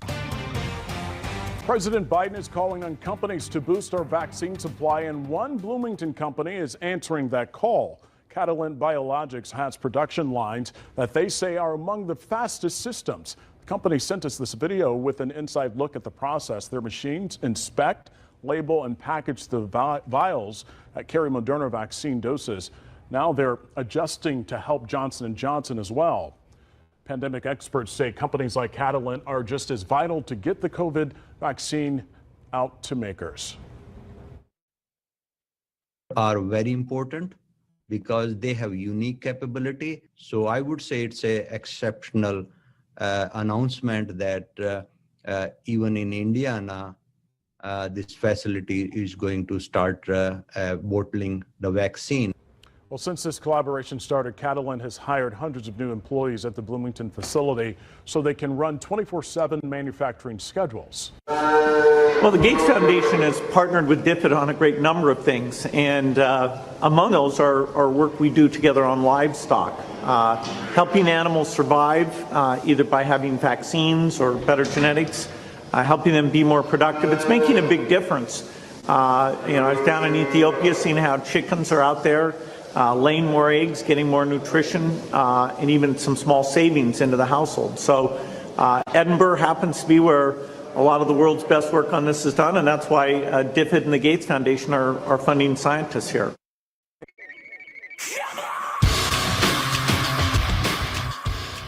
If we don't get one disease under control, you may find legislative bodies taking whole classes of people based upon propensity of conduct. Well, to say, we're going to put you in a certain category. We're going to demand mandatory testing for you. Again, we have experience with this type of vaccine in billions of people. It's a safe vaccine. Of course, with the mRNA, there's a very, very, very low risk, particularly in young men, of getting a myocarditis.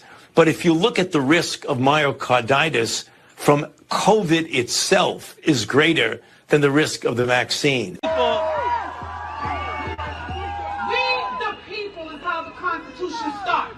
A magistrate is a person that operates under authority. They have power. There are higher magistrates and there are lesser magistrates. The founding fathers of this country understood that there's going to come a point in time where the federal government will need to be checked. If not, they will become tyrants. And that is what's happening now. So, the Declaration of Independence says that everyone, by virtue of being a human being, has the right to life, liberty, and the pursuit of happiness. The federal government, too, the federal government, their purpose is to protect the rights of those citizens, the rights of us to our life, liberty, and pursuit of happiness. The third point of that document is if they fail to protect its citizens and enforce those rights, the citizens have a right to revolt. Do you understand? We have a right to resist, and we have an obligation and a duty to do so. You understand? You understand when it says a duty to step between a tyrannical government and its laws? They are coming for our children. We cannot sit down. No. Every great leader knows, every one of them, even the bad ones know, that if you want to affect the country, you go for its children. When in the world do we start using children as bulletproof vests for us? Yeah. When in the world do we start testing things on children? Legal shield. They come for us first. And when you come for our children, you have started a war. And they have declared war. And we are answering to that war. We are magistrates. And I need you, each one reach one and teach one. Do you understand? As a magistrate in this country, the United States government, our local leaders have to answer to us. The Ninth Amendment says that any rights that are not enumerated in the Constitution are reserved for the people. The people. I want to hear that mandates are not enumerated in the Constitution, because for the fact that it's not. Elmo, but I have to say it's wonderful to actually see all of you. It also sounds and looks like you and your families have been staying healthy. Oh, I have a way I've been staying healthy, Dr. Sanjay. Look. Oh, does Rosita have a boo-boo? Oh, no, Anita, this is from my COVID vaccine. My mommy and my papi took me to get it this morning. Oh, Rosita, that's great. Getting the COVID vaccine is a great way to stay healthy. See, my mommy and my papi said that it will help keep me, my friends, my neighbors, my abuela, all healthy. Your parents are absolutely right. You know, COVID vaccines are now available for children 5 years and older. And the more people who get them, the better we're going to be able to help stop the spread of COVID.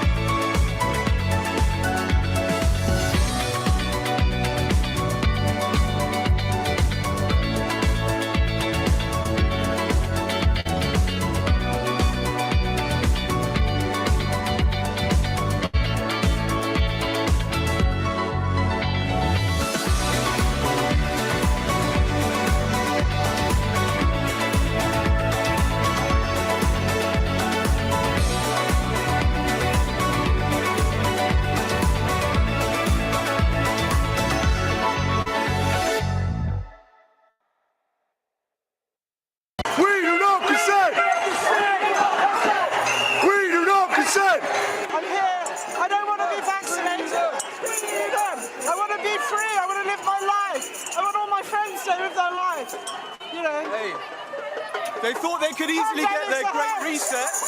Little did they know. They thought they could easily have it. Pandemics are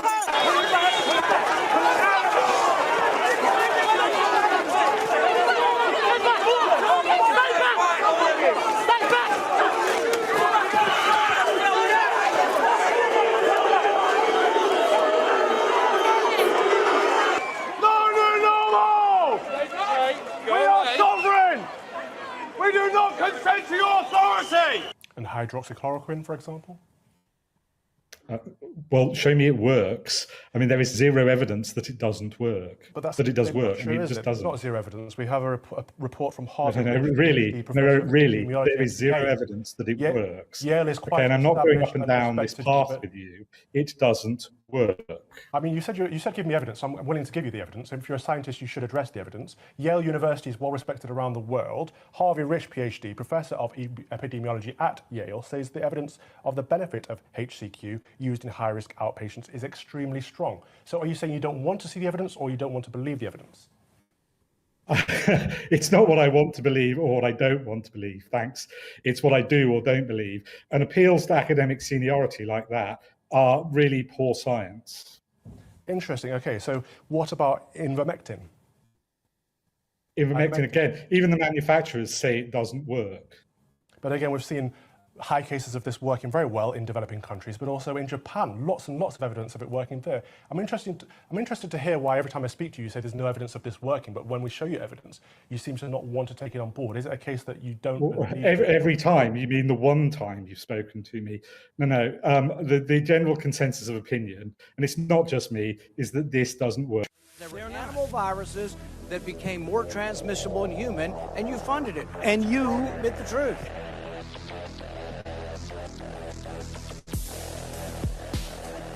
The genetic bioweapons industry is the most covert industry on planet Earth, but it exists.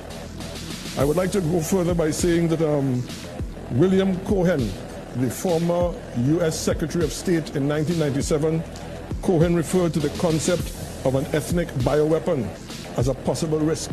In 1998, some biological weapon experts considered such a genetic weapon plausible.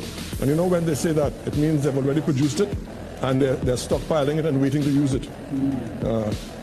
And that research was being done on how certain substances can influence human genes.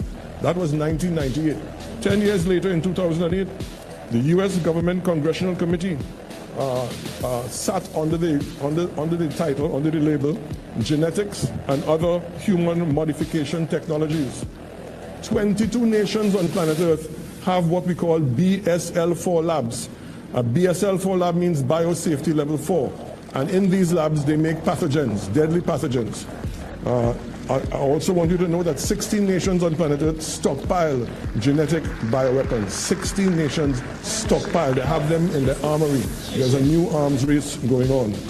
And I want to give you a quote from Dr. Francis Boyle.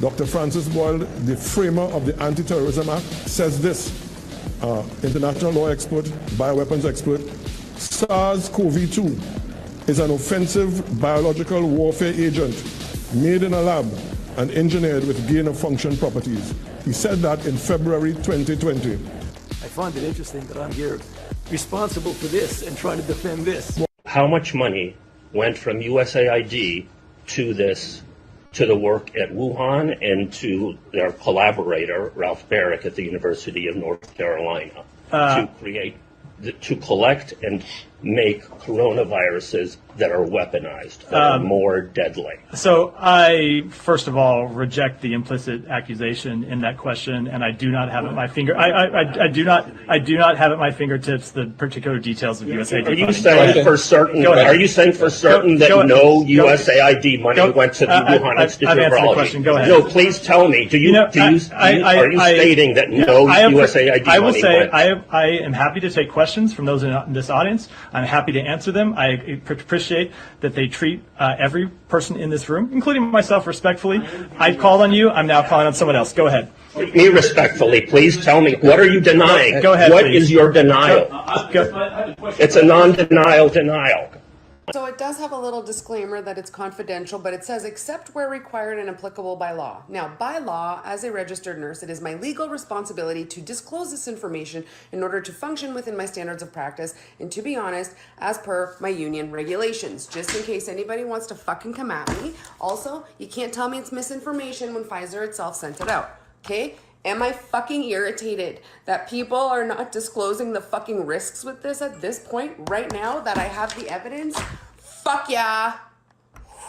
Breather. The list of adverse events of special interest, so not your normal ones like itching and, sight pain. I had to look most of them up because I didn't even know what they were. It is 9 pages long. 9 pages. Look at how full that is. 9 pages. We have got congenital disorders, inflammation of the brain, autoimmune disorders, cerebrospinal disorders, paralysis, hemorrhage, dermatitis, hepatitis, herpes, all kinds of herpeses, seizures, embolism, multiple sclerosis, RA, TIA, stillbirth, diabetes, autoimmune conditions like anaphylaxis. I mean, okay, but to be fair, anaphylaxis can happen with any medication. Not that it makes the rest of this any fucking better. Okay.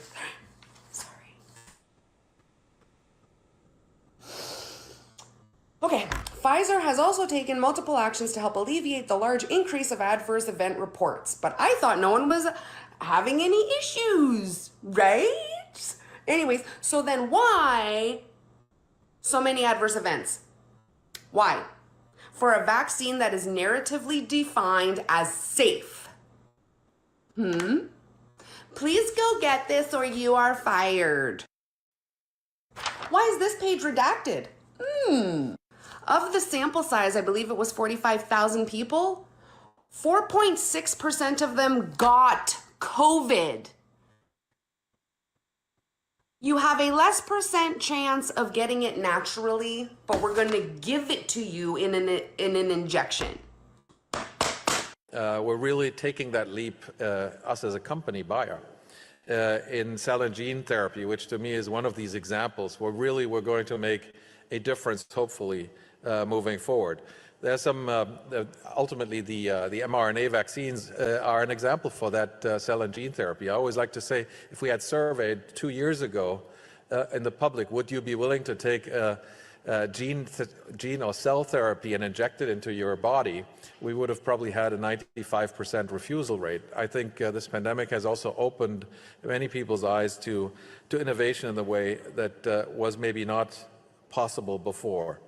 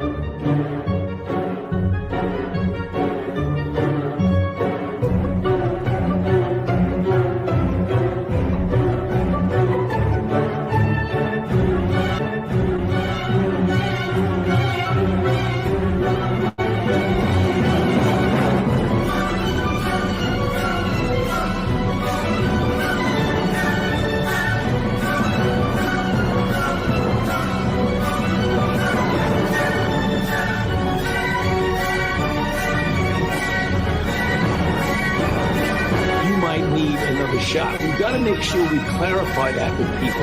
It has nothing to do whether or not it's effective. We know it's highly effective.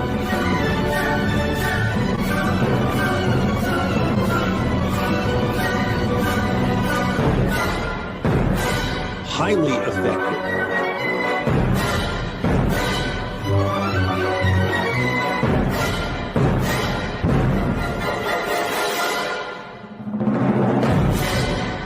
Fauci, knowing that it is a crime to lie to Congress, do you wish to retract your statement of May 11th where you claimed that the NIH never funded gain-of-function research in Wuhan? Senator Paul, I have never lied before the Congress, and I do not retract that statement. This paper that you are referring to was judged by qualified staff up and down the chain as not being gain of function. Let me finish. You take an animal virus and you increase its transmissibility to humans, right. You're saying that's not gain of function? Yeah, that is correct. And Senator Paul, you do not know what you are talking about, quite frankly. And I want to say that officially. You do not know what you are talking about. Okay, you get NIH, one person. Let's read from the NIH Chair, definition of gain of function. This is your definition that you guys wrote. It says that scientific research that increases the transmissibility among mammals is gain of function. They took animal viruses that only occur in animals and they increased their transmissibility to humans. How you can say that is not gain of function? It is not. It's a dance, and you're dancing around this because you're trying to obscure responsibility for 4 million people dying around the world from a pandemic. And let's let Dr. Fauci. I have to, well, now you're getting into something. If the point that you are making is that the grant that was funded as a sub-award from EcoHealth to Wuhan created SARS-CoV-2.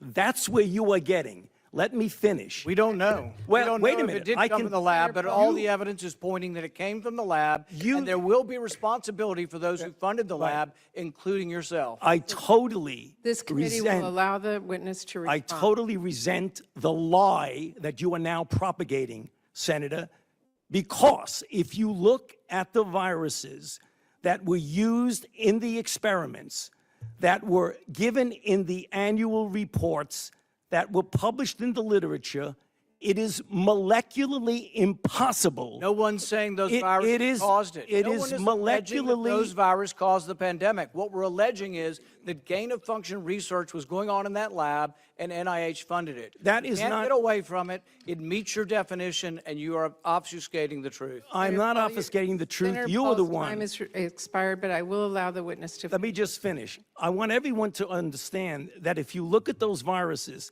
and that's judged by qualified virologists and evolutionary biologists, those viruses are molecularly impossible No one's to saying result they are. No in one's saying those viruses SARS-CoV-2. caused the pandemic. Senator Paul, We're saying they are gain-of-function viruses because they were they're not. animal viruses that became more transmissible in human, and you funded it. And you don't admit the truth. And you Senator implying Paul, your time has expired, and I will allow witnesses who come before this committee to respond. and you are implying that what we did was responsible for the deaths of individual. I totally resent could that. have And been. if anybody could is have been. lying here, Senator, it is you. Markers associated with increasing the risk of heart attack and probably even progression of underlying heart disease in people who've already got some heart disease has been significantly increased risk from 11% at 5 years, risk of heart attack, to 25%. Now, that's a huge increase. If this is true, then it's very concerning indeed. But a whistleblower, if you like, contacted me to say that researchers in this department had found something similar within the coronary arteries linked to the vaccine, inflammation from imaging studies around the coronary arteries.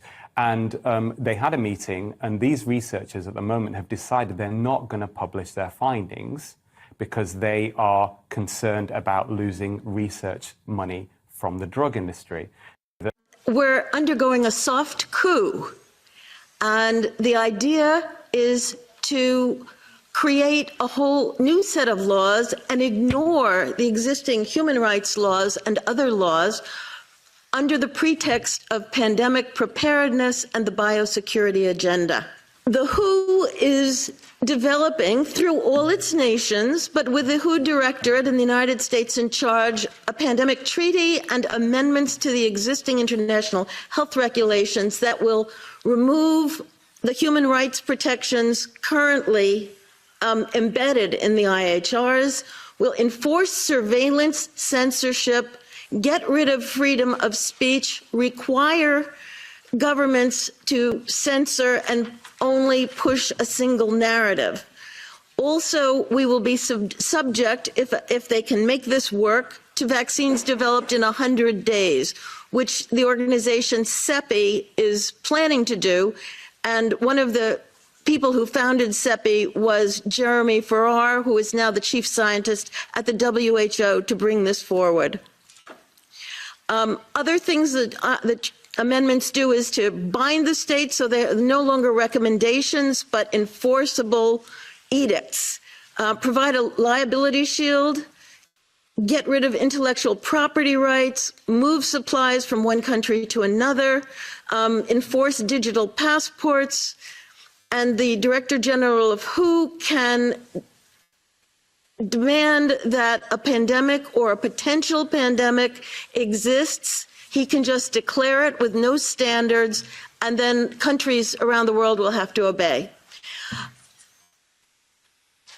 Also, the WHO will tell you what drugs you can and can't use in your nation once a pandemic is declared. Obviously, the budget will increase. One Health is another part of this.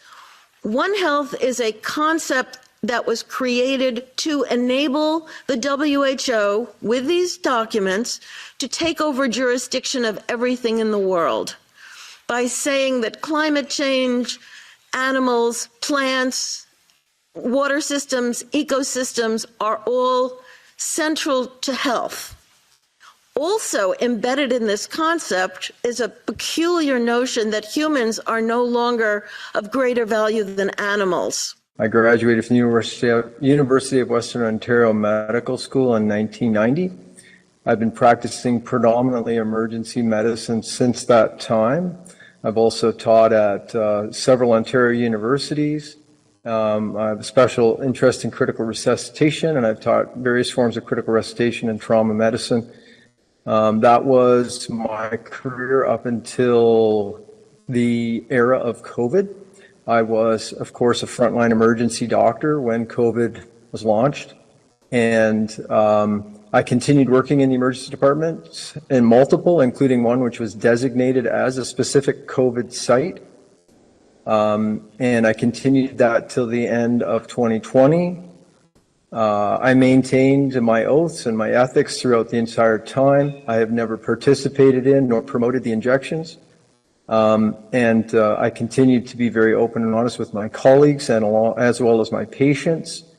By the end of 2020, it became very obvious that the penetration of our medical system was so profound that I would have to actually do what I did, which is I resigned all my working positions, forfeited my income, sold our family home, and committed myself to what I would describe as continuing to be a real doctor, like I know others have, and have just committed myself to making sure that Canadians had access to the truth and everything, doing everything I can to help right what is wrong and return basic ethics, human rights, and the rule of law to Canada and other places around the world, which that has been failing, in my opinion, since COVID began. That I share some caution on this because we just don't know the long-term side effects of basically modifying people's DNA and RNA to directly encode in a person's DNA and RNA, basically the ability to produce those antibodies, and whether that causes other mutations or other risks downstream. So there's work on both. Did you get your vaccine? Yes. Which one? COVID-19. Yeah. What, Moderna or Pfizer or AstraZeneca? Pfizer. How much they pay you? $500. Each one? Each one. That's good, eh? Yeah. That government's going good? Yep. I know. All right, thank you. Würden Sie das einmal vorstellen können, bitte? Dann können wir später nochmal uns da von Ihrer Seite vielleicht rein vertiefen, aber dass man einfach es mal jetzt noch ein bisschen anschaulich macht. Können Sie ganz kurz sagen, von wem diese Bilder jetzt, oder also Sie sprechen jetzt für verschiedene... Genau. Ja, das ist ein Impfstoffrest aus der Firma Pfizer, BioNTech Pfizer, und das ist sehr eindrücklich. Das bewegt sich, das sieht akkurat gemacht aus. Das war im Dunkelfeldmikroskop auf dem Objektträger. Also 2 Objektträger, einen unten, dann kommt ein Tropfen von dem Stoff drauf und dann nochmal ein Objektträger oben und da kommt nichts drauf und rutscht nichts runter, und das wird dann eben so betrachtet in der Dunkelfeld. And to certainly go out and get vaccinated. What we do know, vaccinations work. Vaccinations keep people out of hospital and hopefully not dying. Obviously, if you've got other underlying health issues, that can still be a challenge, a big challenge. But essentially, vaccines are what is saving the world from this pandemic. So please go and get vaccinated as quickly as you can in those areas. I'll ask Dr. Gale to give us any more information, and then we'll ask Sarah McGill to make some commentary about the resumption of breast screening services in New South Wales. In our vaccine coverage, and it's going to be such a critical part of our path going forward. So a big thank you, and I do urge anyone who hasn't taken it up to please do so as soon as you can. Currently in hospital, we have 1,155 COVID-19 cases admitted. 213 people are in intensive care, of whom 113 are requiring ventilation. Of the 213 people in ICU, 160 are not vaccinated, 45 have received 1 dose of a COVID vaccine, and 8 people have received 2 doses of a COVID-19 vaccine. As the Minister said, tragically today we announced the deaths of 7 people who have lost their lives to COVID-19, 4 women and 3 men. 1 person was in their 40s, 1 person in their 50s, 2 people in their 70s, 2 people in their 80s, and 1 person who was in their 90s. All of those individuals had underlying health conditions. 1 person was not vaccinated, 3 people had received 1 dose of a COVID vaccine, and 3 people had received 2 doses of a COVID vaccine.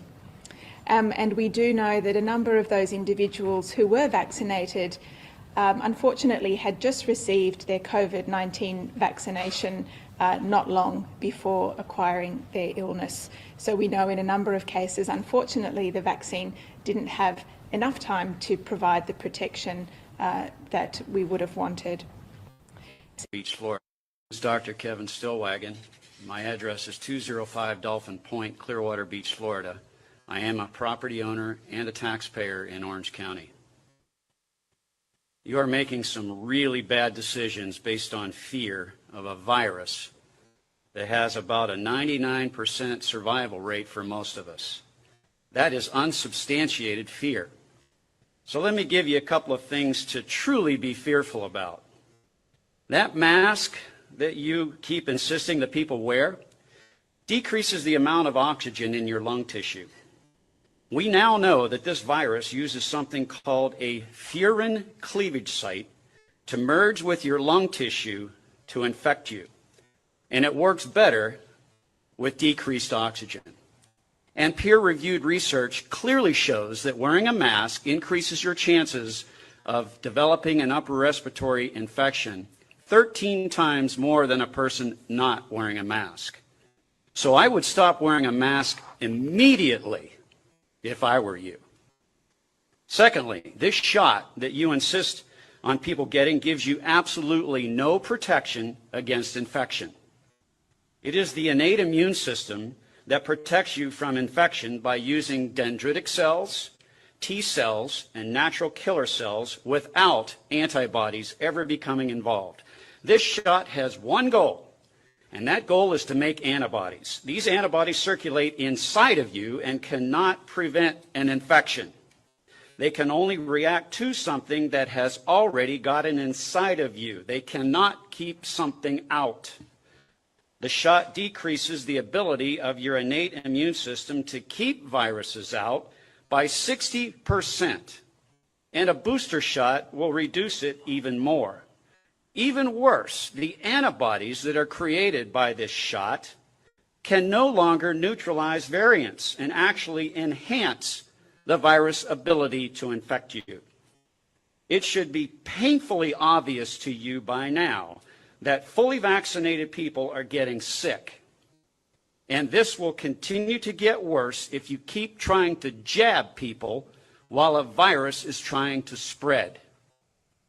The variants are emerging from the vaccinated population. This so-called vaccine is still being administered on what's called an emergency use authorization. It is not FDA approved.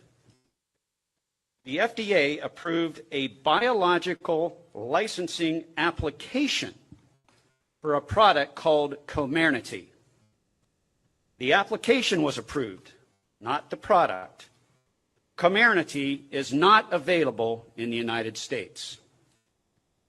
Therefore, by law, you cannot force people to take this drug without informed consent and without animal trials to prove that it is safe.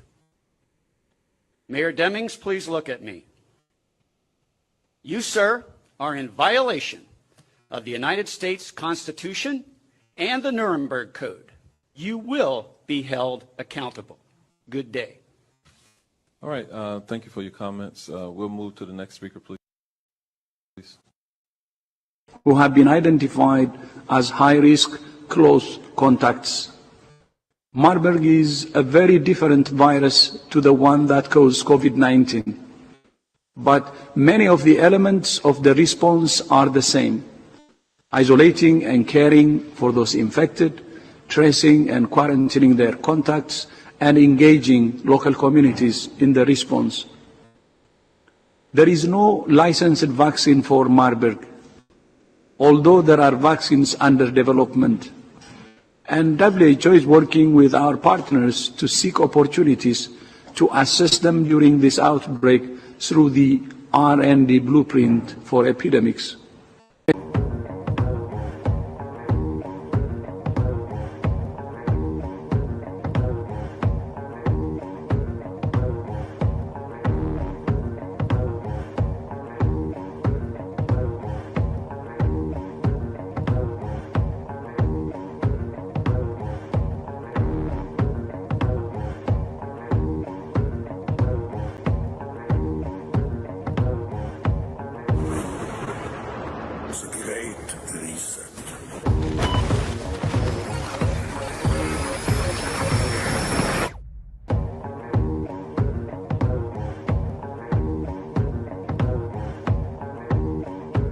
going to get COVID if you have these vaccinations. People who've been vaccinated are unlikely to get COVID if they've received any of the 3 available vaccines. 6 months later. Breakthrough infections. Or breakthrough cases of COVID-19. Fully vaccinated folks testing positive. That's going to be our new normal. Data from the CDC shows nearly 80% were vaccinated. Vaccine 95% effective. This is our shot. To get back to each other, to life. Johnson & Johnson vaccine is a great one-and-done shot. This is the J&J vaccine that I'll be taking, so 1 and done. 6 months later. Americans will need a 3rd shot. 4th shot, another booster. Talk about people getting a 4th. 4. I thought we were just talking about 3. About 6 months. About 6 months. Immunity wane after 6 months. 6 months. COVID-19 vaccines are safe and effective. Is this something the government is trying to put over on us, that these are safe and effective products? This vaccine is safe and 100% effective. 6 months later. First recorded death. Reported the first 2 deaths. 28 people who died after taking the COVID-19 vaccine. Obituary says it was from COVID-19 vaccine. This is VAERS, Vaccine Adverse Event Reporting System. Severe blood clots. She had developed Bell's palsy. Cardiac condition, young people who've gotten the COVID vaccine. Patently false conspiracy theories suggesting Canadians will be forced into COVID-19 internment camps. COVID internment camps, and I had to explain, looking for trusted sources. 6 months later. Staying at a federal government quarantine hotel in Calgary, 40 hours without anything to eat, 72 hours waiting for their PCR results, waiting to find out when they can go home. It's been used as a quarantine facility, ideal quarantine setup. We're all in this together. 6 months later. Unvaccinated people will be banned from many public facilities. Going to the restaurant, no longer allowed. Nearly 500 school district employees were fired. Firing hundreds of employees who are refusing to comply. 500 local hospital workers have lost their jobs for refusing to be vaccinated. All of this together, and it shows. All right, g'day Australia. Mac here with a halftime speech. Now let me ask you all something. At what point in your life do you actually say enough is enough? At what point do you say, I'm not going to take this anymore? And let me give you an example. Last year, we know they came for the adults. We heard the talk about the quaxine, and we knew they were coming for the adults. We all the workers had to get it. And this year, they've come for the teenagers. We know it. They've approved it. First they said, oh, it's only for 16 years and up. And then we heard, 12 and up. So this year they came for the teenagers. And now we're hearing that next year, they're coming for the babies. They're coming for the young children. Now, if you couldn't see this coming, then you must have been really blind. Because once they come for the adults and it gets younger and younger, you know that they're coming for the newborns. And that is exactly what they want. So let me ask you again. At what point do you realize that something doesn't seem right here?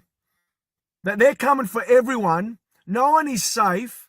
It doesn't matter what state, what city, what suburb you are in, how far out you are in the bush, what bunker you are hiding in. They are coming for everyone. And we know they're coming with the injection. They're coming for control. They're coming for power. They are coming to overreach and overstep into every aspect of our lives. And this is what this whole thing has been about for the last 18 months. Now we are well into December. And this weekend, on Sunday, we have Reclaim the Line all over the country. We've got Reclaim the Line, where once again we are asking all the people to come out of all races, of all cultures, of all religions, of all skin colors, all faiths, vaxxed and unvaxxed. It doesn't matter. We're asking you to all come out and say enough is enough. Now, I know in the last few rallies we've been getting some epic numbers, and they have been epic. And people are writing to me saying, well, Mac, what's the point of all these numbers? Nothing is being done. It doesn't matter. A message is being sent, and a message is being heard. Big or small, it doesn't matter. Messages are being sent out to these spineless cowards that the people are not going away, and the people will not go quietly. We will no longer be silenced because something doesn't seem right. Something stinks in this whole agenda. And you must have figured it out by now. First they came for us, then they came for the teenagers, now they're coming for the young children, and then they're coming for the babies. And then if you give them that, they will take everything. We're in their way, and this is why they did what they did to us. Now I'm asking all you freedom fighters, doesn't matter what group you're a part of, what your political alliance is, whatever, I'm asking everyone, we need you now. This last time before the end of the year, we need everyone once more this Sunday on the 12th to stand united. Find your location. They are everywhere. Get out there, march, make noise, and demand. Demand answers. Make demands. I've written to the New South Wales State Premier. I made demands. I made a public statement to the New South Wales State Premier. I invited him. I asked all of Australia to write to your premiers, your politicians, tell them you will be going to Reclaim the Line, and these are your demands. And after Reclaim the Line, you also let them know that you were there and ask for a response to your demands. Now, you think they don't take notice, but believe me, they do. They see the real numbers. They don't watch the 6 o'clock news. They know that the people of Australia are speaking up, and we've had enough. And I've told you this many times before. We hold the moral high ground here. We are on the right side of history. We're just on the wrong side of the hill. And I believe we are breaking the back of the hill. We've got to get up there. I know it's tiring. I know it hurts. I know some of you are discouraged, but we can't stop now because Christmas is coming, or the New Year is coming, or we're getting all our freedoms back on the 15th of December, or Anastasia Palaszczuk has opened the borders so everything is okay. No, that is just a smokescreen. There is more to be done, and there are sacrifices that need to be made on all our parts. We need to break out of that system, and that's all this is. Believe me, we've been plugged into this system, and all we've got to do is switch that system off, unplug from it. But that takes a lot of us making sacrifices. That takes you asking yourself, what kind of life, what kind of future do you want? Because it ain't going to be the same as pre-2020. You need to ask yourself that, and that is how we shut these thugs down. Now, I truly believe we are halfway up that hill, and we are winning. And people say, why are you so confident? I can't see it. It's just intuition. We are making noise. We are rattling the cages. We are ruffling the feathers. They can hear us. There are good people still working, still fighting hard, winning behind the scenes. Now, I know we're not winning in the courtrooms. We're not winning in the boardrooms. It seems like all hope is lost. But no, believe me, a change is coming. A change is happening. There is an awakening happening. And you're all a part of it. But you can't give up now. We have to be ruthless and relentless. This is a spiritual revolution that every single one of you is a part of. And I know when you wake up in the morning, you feel down and you feel like, what's the point? But I tell you always, today's not the day that you give up. Today, you've got to say to yourself, not this day. Because if you give up on this day, they win. Evil wins.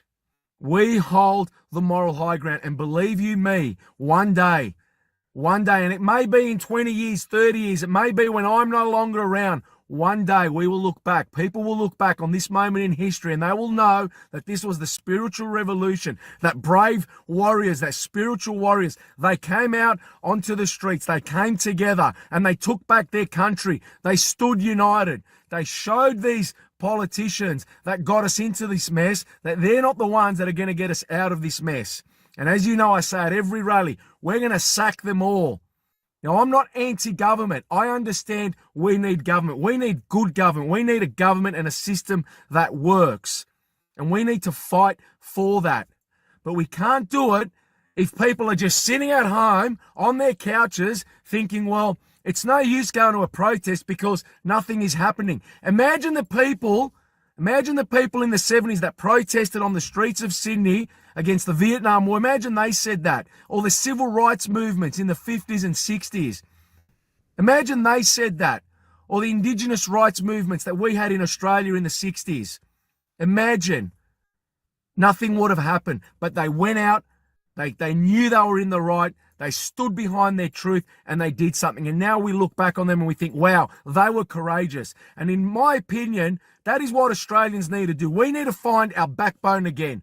We need to find some courage. We need to have a meal of courage and determination. Because at the moment, it seems like everyone just wants to give up. Now, 18 months ago, it was 2 weeks to flatten the curve. And now it's become 2 jabs to keep your job. That just happened in 18 months. What do you think is going to happen in the next 18 months if we don't wake up fast, if we don't hold them to account? So now, my call out is to all Australians. Again, I don't care what colour, creed, race you are. All Australians in every location, you have to come out this weekend. Sunday, the 12th of December, 11 a.m. Bring your flags, bring your banners, bring your signs, bring your drums, bring your tambourines, bring your trumpets, whatever it is. Stand united, march with the people, now more than ever. Let's go into Christmas, let's go into the new year, and let's leave them a message that we're not going to take this lying down. So I'm asking you all now, pick up your shields, pick up your swords, and don't give these maniacs another inch. O governador do Rio, São Paulo, Goiás, tá? Você baixaria um decreto pelo passaporte da vacina, ou seja, só pode ir na escola quem está vacinado, só pode ir quem está vacinado, quem não está não vai. Você baixaria um decreto nesse ano? Não, presidente, não baixaria. Você não precisa falar mais nada. Pessoal, ou nós temos liberdade ou não temos. E a história diz que todo aquele que abre mão de uma parte da sua liberdade por segurança, acaba ficando sem liberdade e sem segurança. Se for aceitando esse passaporte da vacinação, daqui a pouco vem outra exigência. E outra, e mais outra, e mais outra. E vocês sabem onde vai parar isso aí. Controle da população. As pessoas que mais me acusavam de ser ditadores, é o que estão fazendo isso agora. My name is Stephanie Edmonds, and I work for the New York City Department of Education as a social studies teacher at a high school in the Bronx. And yesterday was likely my last class teaching in that capacity, because I refused to comply with the city's vaccine mandate for all teachers with no testing option. So come Monday, I will be placed on unpaid leave. I am still waiting to hear back on the appeal to my religious exemption. However, even if approved, I will not be let back into a school building and I will be sent to an administrative office somewhere doing who knows what. This week has been extremely emotional, and while I am steadfast in my position and at peace with God, it hurts knowing that I'm leaving my students to an uncertain future and certainly an inferior global history experience than the one that they would have received with me. However, I do believe that I am teaching my students the most important lesson of my career, and that is to stand up for what you believe in, no matter what, even if it means risking it all. When the Prime Minister said, Plan A, we're not going to have mandated domestic vaccine passports. Plan B, we're going to go back to tyranny. What triggers Plan B, he said, was a crisis in the health service. Well, lo and behold, they're about to sack 100,000 care workers. Are you telling me they're not setting us up for the very crisis in the care sector that triggers Plan B, which is a mandated domestic vaccine passport? Can anyone not see what's going on and just how creepy this is? And then if you're worried about the direction of travel, let's look to Israel, which is ahead of us in this stuff. And let's look to Australia, which is ahead of Israel as well when it comes to some of the tyranny they've enforced, to such an extent that even Polish politicians had to stand outside the Australian embassy in Warsaw and warn the world about the tyranny in Australia and compared it to North Korea. And the Poles know because they've lived under communist tyranny and totalitarianism and have had to fight to resist it in their own history. And so we know, if you look to Israel, if you're worried about the direction of travel, now they're saying that because of their mandated domestic vaccine passports, because after the double jabs, it didn't stop Delta, because we already know Delta can break through those who are doubly vaccinated, which is why vaccine passports make no sense, that you can still get infected, you can still transmit. What it does do is reduce the severity of symptoms. So in Israel, they then said, right, we need a booster shot. That booster shot, they then said, is your vaccine passport is no longer valid until you submit to the third booster shot. Well, that didn't work either. Delta kept spreading. So now they're saying, right, we're going to introduce a fourth booster shot. And those that don't get their fourth booster shot, the vaccine passport will no longer be valid. It expires every 6 months. So in essence, we've got a system which is saying if you don't submit to being injected by the state every 6 months, you will be denied services and lose your job. That's where Israel's got to. And you're not creeped out by this yet. If you've got nothing to hide, Majid, what are you worried about? The state is on your side. Was it on our side when it invaded Iraq? Under the guise of the last emergency? For the life of me, I am really confused as to why others are not asking these questions. It is getting to a point that is creepy, folks. It is very creepy. Government's track record. Ouch. In 1976, the decision to vaccinate 43 million people against a similar strain of flu backfired. The outbreak never materialized, and approximately 500 people suffered severe side effects. 25 died. We frankly don't know why there was that rare adverse event in 1976, and there's never a 100% guarantee that you're not going to see an adverse event.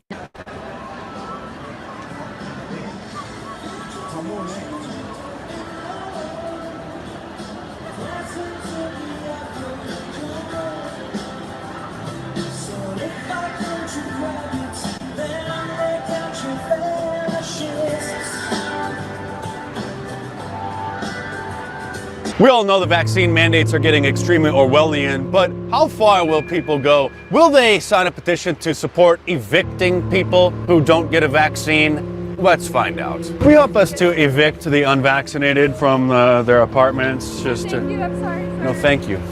You know, a lot of businesses are mandating the vaccine. We're going to have it mandated in all apartment complexes for the renters. And this way, yeah, just print birth date and a signature. This way, the landlord will be able to evict anybody who's not vaccinated and keep everybody safe.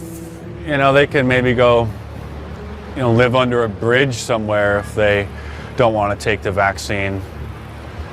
I'm very much in favor of the vaccine. So, yeah, obviously. So I think it's the only. It's the only way to. Sane thing. Yeah, it's the only sane thing to do. Thank you so much. This way, if somebody's renting an apartment or a house, and they don't take the vaccine, we can have them evicted. And maybe we can put them in a concentration camp until they finally decide. It's the only way that we can keep everybody safe. You know. So, hey, property owners do what property owners have to do. It's their right to evict whoever they want to. You don't support the eviction mandatory? No. Okay. Well, all right, thank you. By the way, subscribe to my channel if you're new here and check back on a regular basis. Businesses are doing all that they can, but evicting the unvaccinated is the next step in the New World Order. So, thank you. Thank you. Makes sense. And you know, and if somebody chooses not to take it, and they, you know, they want to go live under a bridge or something, I mean, that's their decision. Yeah, I agree. You know, thank you so much. Yeah, have a good one. We help us to evict the unvaccinated from their apartments to help keep everybody else safe. I'm not going to do that right now. No, not right now. Maybe later. If somebody works for a company with less than 100 employees, then they don't have to get the vaccine. Right. And so this will mandate anybody who's renting an apartment. I think so. Yeah, that's all you're going to do. I agree with that. Yeah, and then the landlords can evict anybody who's not vaccinated. Really? Yeah, that's what we're trying to do. Oh, so. okay. Yeah. All right. Thank you. Thank you. This way, if somebody doesn't want to get the vaccine, they can get evicted. You know? That's good. Thank you so much. I agree with that. You know what? That's the drastic times call for drastic measures, and because we all want to be herd immunity. Come on. and if somebody's employer is not going to mandate the vaccine, then surely their landlord will vaccinate it. And most people will choose not to get evicted. Birth date and a signature. So this way we can do, use a little coercion to, to get them to take it and get things back to normal. Oh, thank you. That's okay. Thank you so much. No. If you work for a company with less than 100 employees, then nobody can force you to take the vaccine. So this petition will mandate that all landlords evict anybody from their apartments if they don't take the vaccine. And a signature to evict the unvaccinated. Once the landlords start enforcing the mandatory vaccinations, there'll be no way for most people to escape it. Thank you for supporting that. Yeah, no problem. This will allow all landlords to mandate it for their tenants. So just a print, birth date, and a signature to support the mandatory vaccinations for all renters, or anybody if they're part of an HOA. You're technically have to agree to the contracts of the homeowners association. So, those who refuse can face the consequences. They can get evicted. Thank you for supporting that. Sure. Yeah. Landlords own the property. And if you're renting, you have to abide by the rules in the lease. And so right now they can't evict anybody for not directing the healthcare decisions that they want. So this will help to stop the pandemic. Thank you so much. Thank you. Hey, quick signature to support the mandatory vaccine program for all renters. If somebody doesn't, they mandated Yeah, I'll support that. Yeah, print birthday signature. As you know, they mandated it for employers with over 100 employees, but if you work for a small business, then nobody can force you to take the vaccine. Yeah, that makes sense. So this way, What's the date? 16th? birth date. Oh, birthday, gotcha. And then this way, landlords can mandate the vaccine for their tenants or evict the people. Gotcha. And that way we can help keep everybody safe. Alrighty, man. Thank you so much. Yeah, cheers. This way we can make sure that everybody's going to take it, because I'm sure that nobody's going to want to get evicted. And birth date to support mandating the vaccine for all renters. And if somebody really chooses to, we could just, put them in a FEMA camp for free or something. So thank you so much. And, if somebody doesn't want to do that and they want to get evicted, then that's their choice. Wouldn't you agree? I am all for the vaccine. Okay, just a quick signature to help. Yeah. You know what? If your boss isn't going to make you take the vaccine, maybe your landlord will. And that way we can keep all the renters' birth date and a signature. Perhaps for my birthday? Well, you can put something down. It doesn't have to be your birthday, but yeah. All right. Need to stop. We help to support mandatory vaccination program. Just need a couple more signatures here to help. Do you need California residents? Nope. Okay. What am I signing? It's to mandate the vaccine in all apartment complexes, just like they're doing it in the businesses. So Sure. if you're a renter, you're going to have to take the vaccine. I think Or- everybody should be vaccinated. Or you can get evicted. Come on. They'll- You're saying you want people to get vaccinated? Yes, yeah. Yeah, I want everybody Yeah, to this get for the vaccine. the businesses can mandate it, and so this will mandate it in all apartment complexes for the renters. And if somebody birth date there too, Oh, please, sorry. and a signature. And if somebody doesn't want to take it then and they choose to get evicted, then that's their decision. Well, I didn't put my birth date. Oh, okay. Thank you. Yeah, it's the only way we can help make sure that everybody takes it is to just mandate it in the apartments. So Perfect. All right, Thanks. thank you Happy so to help. much. Good luck. Bye-bye. This way, if anybody renting an apartment doesn't want to take the vaccine, then they can get evicted. There you go. Thank you for supporting that. If somebody renting an apartment doesn't want to take the vaccine, then they can get evicted. Yeah. You would agree. We could house them in maybe a FEMA camp or something. Thanks for doing this. Right. I know. You're very welcome. Vaccinations in all apartment complexes? Not in a chance. No. Well, how else? what we want to do is we want to make sure everybody is vaccinated in the apartments or they can get evicted. We don't have nothing to do with telling people what they have to put in their bodies. Well, what do you think? What country do you think you're living in, sir? U.S., dude. USA. Hi, today I want to talk about the facial masks that they are giving in the schools here in Quebec and the hospitals.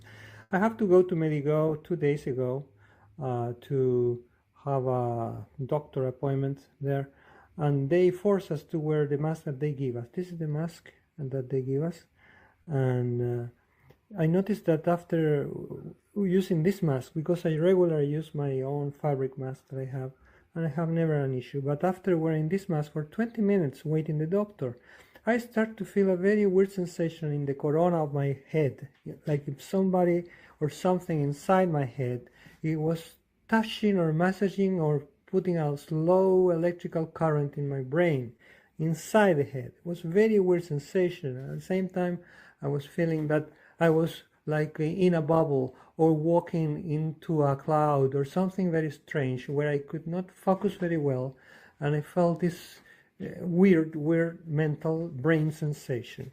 So I asked all the people about this situation experience, and they told me all they have the same thing. My wife, when she goes to the French classes, they gave her also again this mask in the school, and after a while she feels the same. I asked another person in Gatineau that I used to be acquaintance of mine, an ex actually, and she also told me that she has the same thing when she wears a mask, and especially her children when they use the mask at school. So I will demystify this thing, because a lot of people are saying that the mask, they have graphene, and I believe so. And not also I believe, but I will prove you now with the microscope what they have in this mask. So I will cut this mask and I will look in the microscope how it is. Okay, so if you allow me, I will make a little cut here of a segment.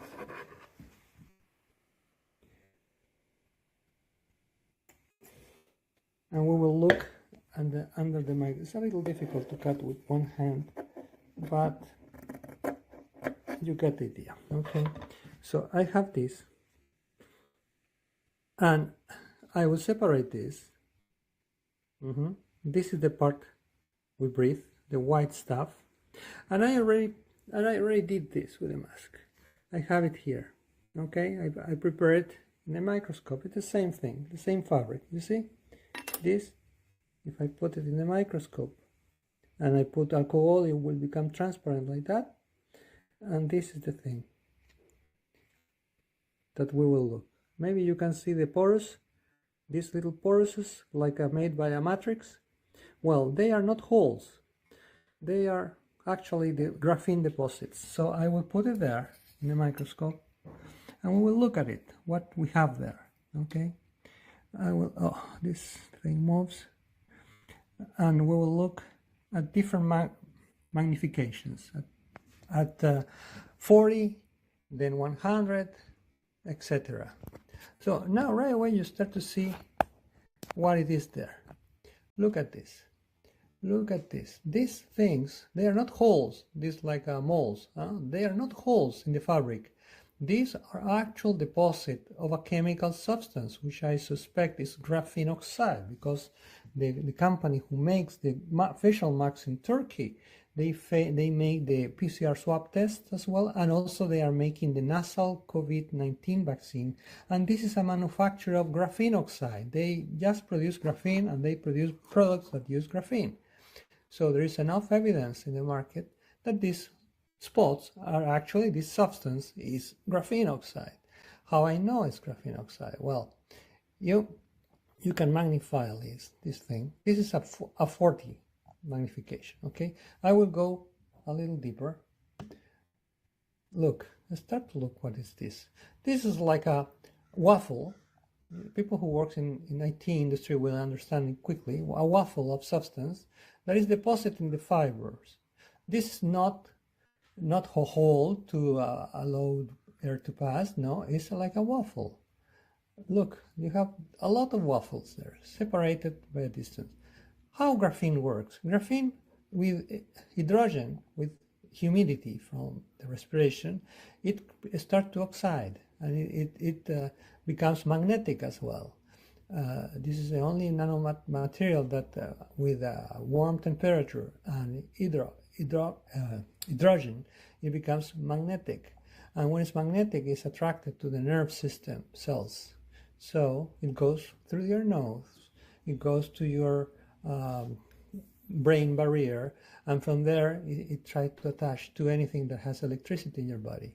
People who breathe this shit start to accumulate it and start to make deposits in the brain. Enough, tiny amounts are enough to interfere with the normal functioning of the neurons. So here at 100, we will look even bigger. Here you can see the scales of this graphene material. You start to see the scales. You see the scales? They are different.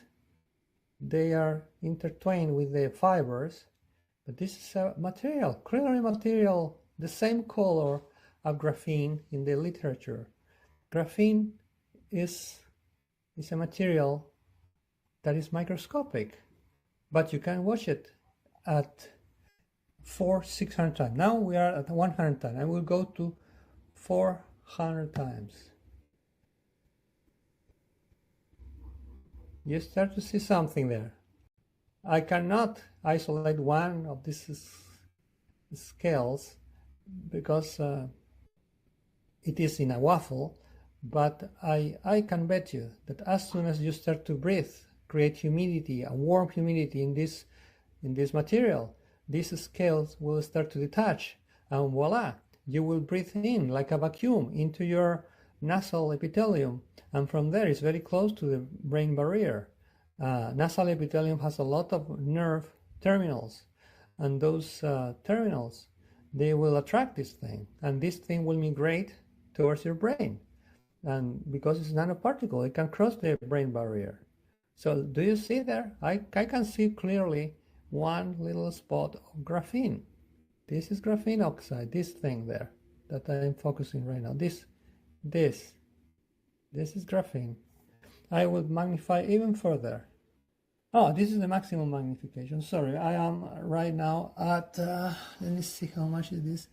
This was 100 times 10 is 1000. This is 1000 magnification. So you have been proven that these masks, they contain graphene. Please share this video, complain to authorities, and demand answers why they're forcing us to wear these masks that have contamination on them, and they are making people sick, and they can continue with this spiral of disease until the people die. Thank you.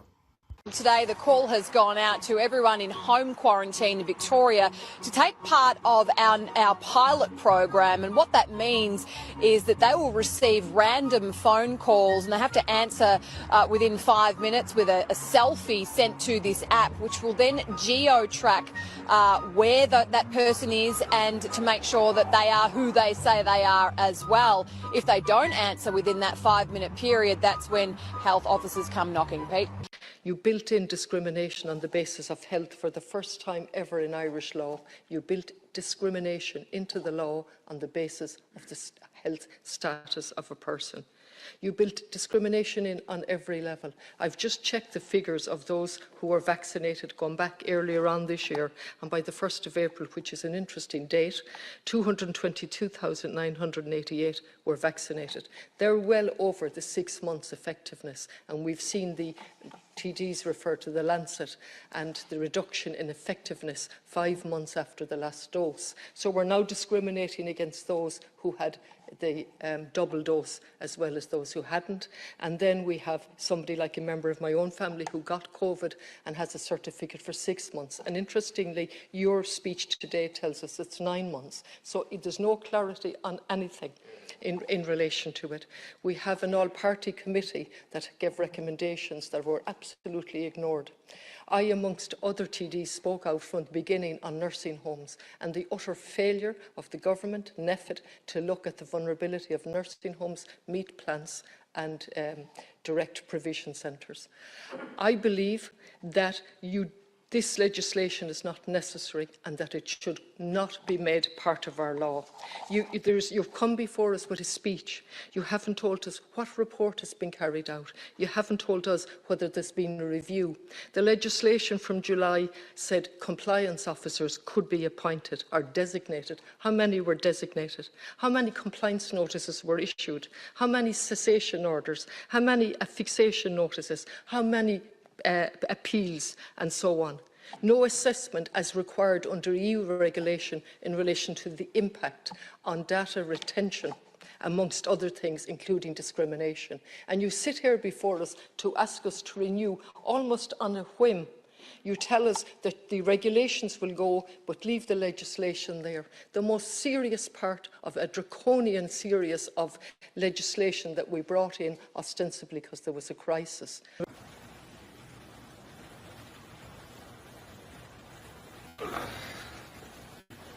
Hey guys, this is just a quick video. So, I'm going to make a video here that I want to reach the masses with. It's something that I normally don't do on this channel, but it's very important. I just want to fill you in on what's been going on. It's very bad, and yeah, so, okay, long story short, we've had 5 deaths in the family in 6 weeks. What is the common denominator to these deaths? Hospitals. Now, one thing that I do is I'm a writer, among many other things. I write about these things, and I've had a lot of readers reach out to me and say that they have the same exact story. So, remember about a year and a half ago I was doing videos on, you know, stuff that's going on in the world? Well, I predicted all this stuff, and I said, this is probably going to happen, this is probably going to happen, and I was right on every count.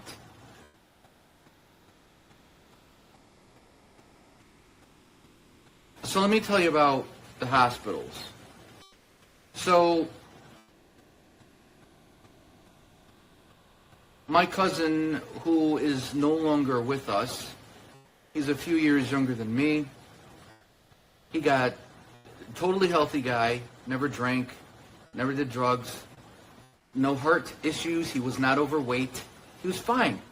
He was just like us, he was awesome. A tech geek, photographer, we worked together in photography a lot. He's a CG animator, really smart guy, really funny guy, warped sense of humor. We lived together for a bit years ago. Him and I were very close since kids. And so, yeah, he died 2 weeks ago. And very long story short, he got a little sick, you know, flu symptoms, and he thought, let me just go to the hospital just to get checked out, you know. So, so he went there, and his girlfriend dropped him off. Fiance, I didn't know that they were engaged until after he was gone. And she drops him off, she goes back home, and later that night he says, now this isn't like him. So when I heard that he said these words, I knew something was definitely wrong. He called her and said, get me out of here, they're trying to kill me. Get me out of here now. You got to come and get me out of here. So she goes there, and they wouldn't let her in. Because, you know, the Black Plague has taken over the world, right? So they kept him there for a couple days. They took away his phone, and he tries to escape. He tries to leave. He just doesn't want to be there anymore. He gets up. He's weak, but he tries to leave. He takes the IVs out of his arm and everything. He tries to leave. They stop him, and they say, you know, like, what are you doing? You can't be. So they sedate him and instantly put him on a ventilator. A ventilator was not needed. And if you're very healthy and you get put on a ventilator, you still have a 14% chance of living, because ventilators are very dangerous. It's an enclosed system. They breed bacteria. They're not cleaned out. You're breathing in the same, bacteria that's breeding within that machine. And if you get the oxygen levels set wrong, you'll die. Well, there's a lot of people that work in that industry with ventilators that have reached out to me, and I've seen this in many places. And they've said that they work on these machines, and they go in the morning and and they see that the settings have been tampered with. They don't quite know why. They think they're losing their mind, so they recalibrate it. Well, there's a lot of foul things going on in hospitals. So about a week later, they take him out of this sedation, and he tries to pull the tube out of his throat, tries to get out of there. They sedate him again, keep him on the ventilator, and they kept asking his family for a DNR, which is a do not resuscitate. Big red flag, because hospitals should not ask you for a DNR. They should say, how do you feel about it? In case things get worse, in case things get bad, how do you feel about it? Not asking for a DNR. They should ask how you feel about it and what the patient wanted. Well, after about 4 times of asking, don't you know, they said, no, definitely not. After the 4th time, about a day later, his fiance gets a phone call that says, you need to come down to the hospital right now. But now she can come to the hospital because he's coding, which means dying. And I got the call, and I knew it was just a matter of minutes. Sure enough, about a half an hour later, while I was at a wake for my uncle's funeral, we get the news that Mike died of a heart attack in the hospital. My uncle died in a hospital in another state, and they shipped him here so we can have the wake and funeral, and had Mike's funeral at the same funeral home. 3 days later, I was in the office of that place, shocked, making arrangements for my cousin's body to be,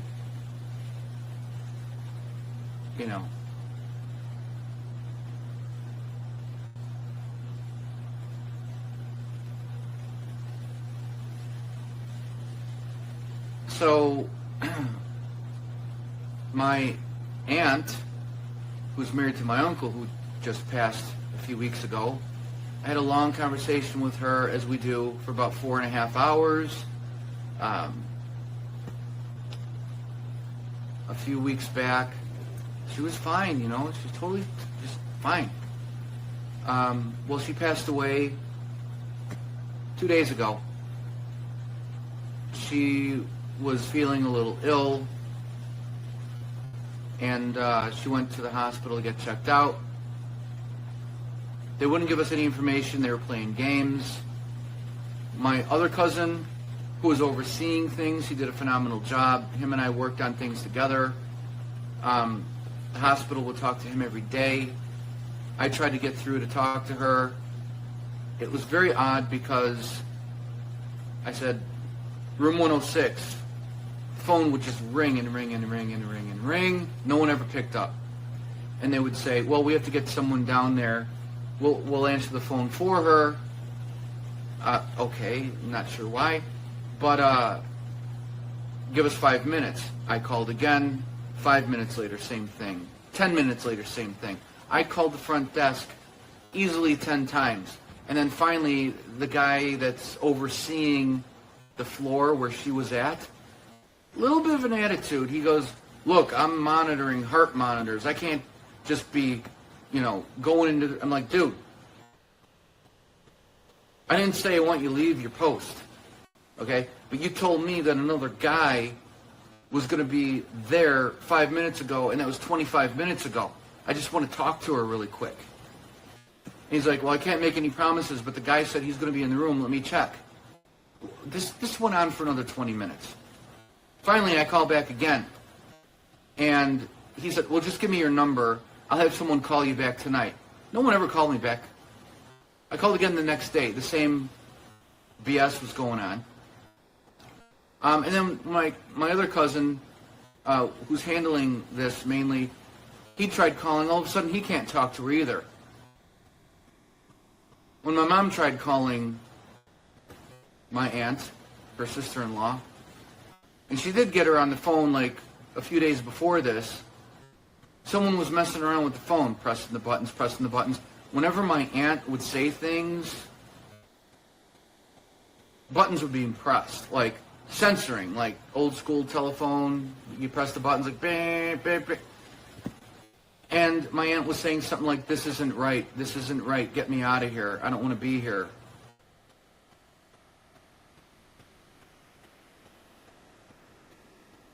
So then she got a little better, and then she got worse. And then they said her oxygen levels were good. And then someone else the next day said they were terrible. But then someone later that day said, no, the oxygen levels are fine. What the hell's going on? So I was going to hop in the car, and I was going to make that long trip to see her. And I told my cousin, he's like, let me call the hospital really quick. The dumbass hospital said, you can come out here, but you can't come in the hospital. You could stand outside the window and talk to her on the phone while you're outside for your safety. Really? Now, that pissed me off. I guess I could have made the trip so she could at least see me through the glass because she had no family down there. Her husband just died.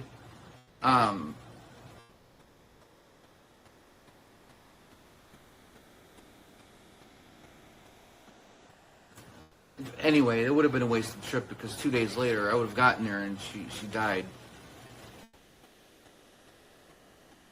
I'm just not buying it. Oh, and my cousin who passed away, his dad was in the same hospital as him. He passed away 3 days after his son.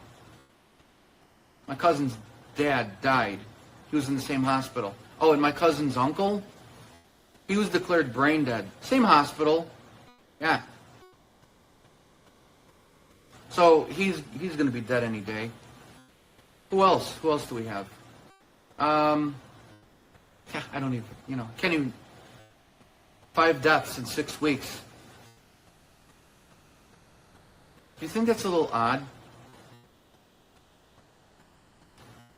Because people have reached out to me and they said the same thing's happening. Phones are taken away. There's no witnesses. There are no witnesses. You've got a person in the hospital that wants to get out. And they take away your phone. You don't know what they're doing. You don't know if they're giving them care, but I do know this. They get kickbacks for every death. I thought it was $2,000. I'm hearing it's $48,000. My parents were in the hospital. My mom tried to leave. They refused. She bitched. She bitched a lot. She's very stubborn, just like me. And they wouldn't release her. She even offered to sign a waiver saying, I will not hold you responsible if anything happens after I leave these doors. You would think that would be fine, right? No. They said, we can't do that. We cannot release you. Okay. So I was going to drive to that hospital and get her out of there no matter what. But there was one nurse that got her out of there. And because of that nurse, she's alive today. My dad was in the hospital, same hospital, wouldn't release him. He just got out. He just left. He got lucky. They didn't stop him. So, I just want to let you guys know, and this has been spreading around. I'm sure you've seen it. Doctors are stepping up and saying, stay out of hospitals. If you don't really have to go, don't. And if you're responsible for somebody, do not have them put on a ventilator. Because whether you are healthy or not, You only have a 14% chance of survival once you're on a ventilator. Look up the stats. It's real.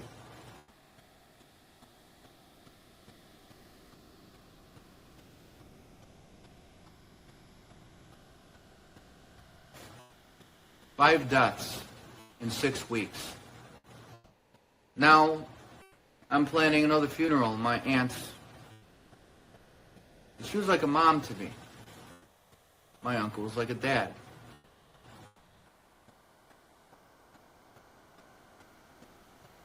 Now we have to go to that house in another state that's empty. We got to figure out what to do with all their stuff. We got to sell the house. What do we do with the cars, you know?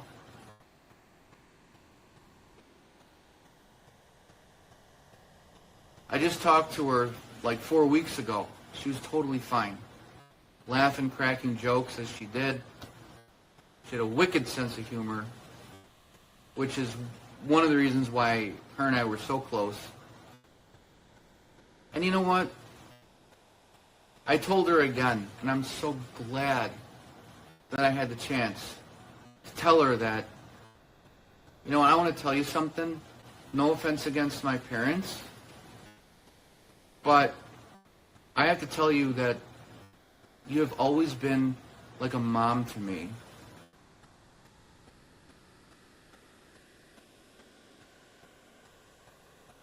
Because they never had kids.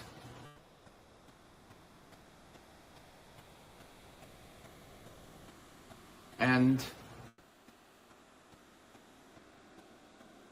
she said, you know I love you.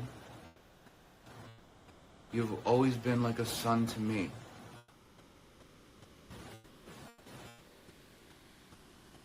And I told her again, I really want you to know that I always considered you to be my second mom.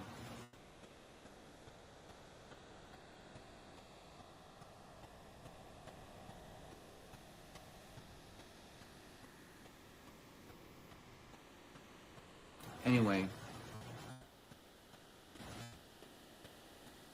do some research. Stay out of the hospitals unless you really need to go.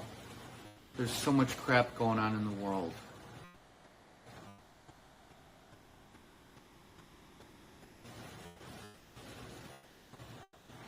I wish this video was going to be like the others, fun, funny, you know. But I wanted to get the word out and just take it for what it is, man. Just, if you don't believe it, fine. But I just am letting people know. I had a couple friends reach out to me with the same stories just tonight, which compelled me to make this video. They're like, man, I heard about your cousin. I'm so sorry. I had 2 friends, young people, die in hospitals this week. What the hell's going on? There's a lot more I can say, but I'm not going to say it here. You guys can reach out to me. I'll let you know where you can read the stuff that I write. Take care of yourselves. Look out for one another.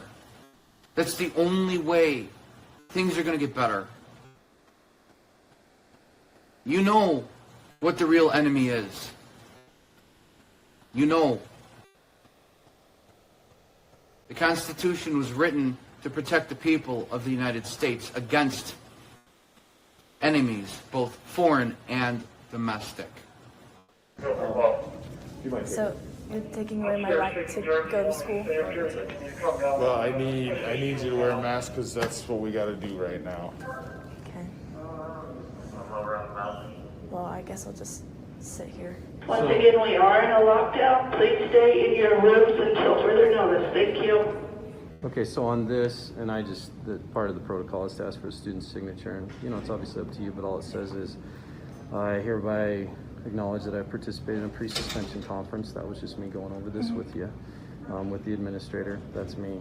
Brady signed it, but and am aware of the reason for my suspension. I understand and agree that I am not to be on or near any ACSD1 school grounds nor participate in school activities during the suspension. You've been suspended.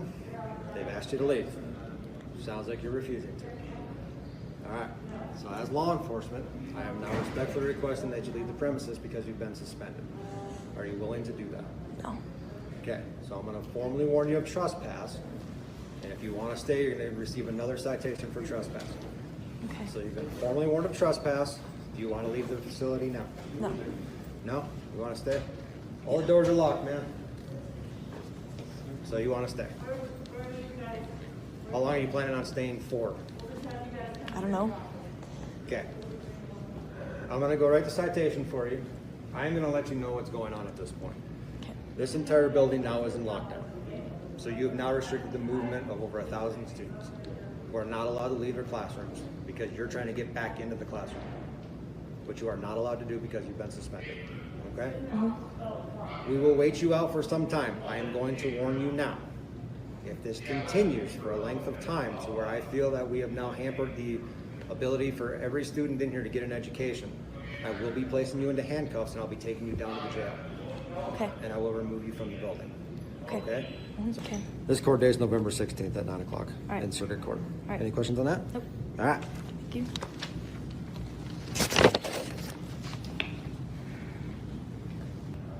Gave me another $500 citation. I'm still refusing to leave. They said they'll arrest me if I continue to refuse. All right. So you're still refusing to leave? Yes, sir. Even after you're receiving your citation? Yes, sir. All right. Then at this point, I am going to place you into custody for trespassing. Okay. Go down to the jail. How's that sound? All right. All right. No, you put your hands up like this. You have any guns, knives, or bazookas on you that we need to know about? No, sir.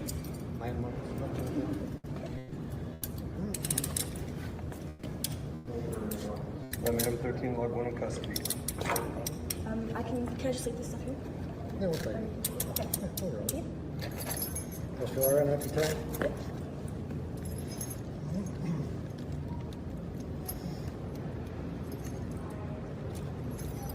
All right. Here we got just a little ticket. That in there? Yeah. Anything else? Thank you. Hold on. Not doing my turn now. You can stop. That's fine. That's fine. You got it right. We'll go right this way.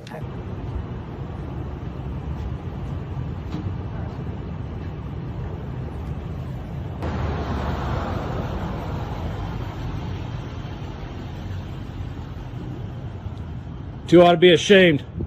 All for a face mask? It's despicable.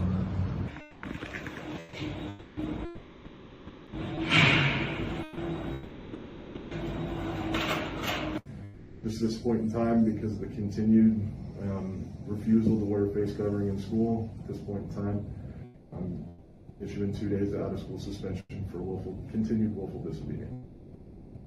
Okay, you understand that your request is an unlawful request that supersedes her constitutional rights. Are you aware of that? I've been directed from my supervisor that it's from our legal counsel. I've been given that direction. So what gives you the right to supersede her constitutional rights? Andy, that's you're sitting here making that argument. That argument's not going to be made here. If you have a legal argument, then please. Well, this is a legal argument. Well, I have the authority by statute and suspension to be able to suspend her for willful disobedience, and it is in this information that will provide. If you want to go further with other articles and other constitutional, that goes into another realm. And we can sit here and argue that all day, or you can have your attorney, just send me your attorney's information. I'll have our attorney call your attorney. I'm sure that's going to happen. I'm just wanting to hear from your guys' mouths that you're willing to suspend my daughter, which is just absurd to me. I don't understand. For her right to choose her own personal health choice. Yes. So I am willing to suspend her under our statutes and guidelines. That's despicable, sir. Thank you. Thank you? Yeah. That's what you have to say, Yeah, Dr. Yenny? Yenny, Yenny, I'm, you know what, man? You are really a piece of work. And I don't want to make this personal, but you have. You have by involving her. She's a great kid. She's a wonderful student. She's not doing anything to harm anybody. She's not doing anything unlawful. And all she wants to do is maintain her rights as a citizen of this state. And you are taking that away from her, and you have no right to do so. And then the simple fact that you want to sit there and pretend like you have this great power, that you're some kind of dictator, it's unbelievable, sir. It's ridiculous. Yeah. Sorry you feel that way. It's not a feeling, it's truth. What I think is going on is my summary, but it's not my invention. This is the news. Is that the group of globalists, everyone involved in this new reset, global economy, one world order, all of that, anywhere, and enforcing the jab, the COVID vaccine, which is a pathological weapon to destroy our body. That's what it is. And if you haven't felt it, if you've taken the COVID vaccine and you feel just fine, that is working in your body to destroy it. There's an article today on LifeSite News by, I think it's a Dr. McCullough, I have to look it up, who explains exactly what happens with those vaccines. And what I've gathered from all the reports is that the George Soroses of the world, the Bill Gates, everybody involved in this reset, so to speak, and the Holy Father is their spiritual leader. I don't hesitate to say it because I'm not revealing anything that hasn't been all over the news and the Vatican and every place else. Is that they want to control the world population, completely have us under their control. The world population is too big. And so this COVID vaccine has been invented to eliminate us, to kill off a great percentage of the population so that what's left, they have a reasonable hope. I hate to use those words of Bishop Barron, a reasonable hope of killing and controlling the rest of us. So I don't think such a horror book has ever been written, horror novel has ever been written, but it's true. And I believe it 100%. And I think our time is limited, very limited now, for this reign of evil, of persecution, of death to truly take hold of us, because as we've heard from many, the forces of evil, as announced by President Biden concerning his own thoughts, are growing impatient. We're too slow in obeying. We're too slow to buy into their false statements. We're too slow to obey their dictates. We're just too slow, and we're holding back the reign of evil. So what's wrong with us? We need to be put away. We need to be silenced. And so I say to you, beloved, that evil is coming upon us, is upon us, but I think we don't have much time. I don't even think it's a few months from now that we're going to experience what we've never imagined. So now is the time. Now, today is the day of salvation. If you hear his voice, don't harden your hearts.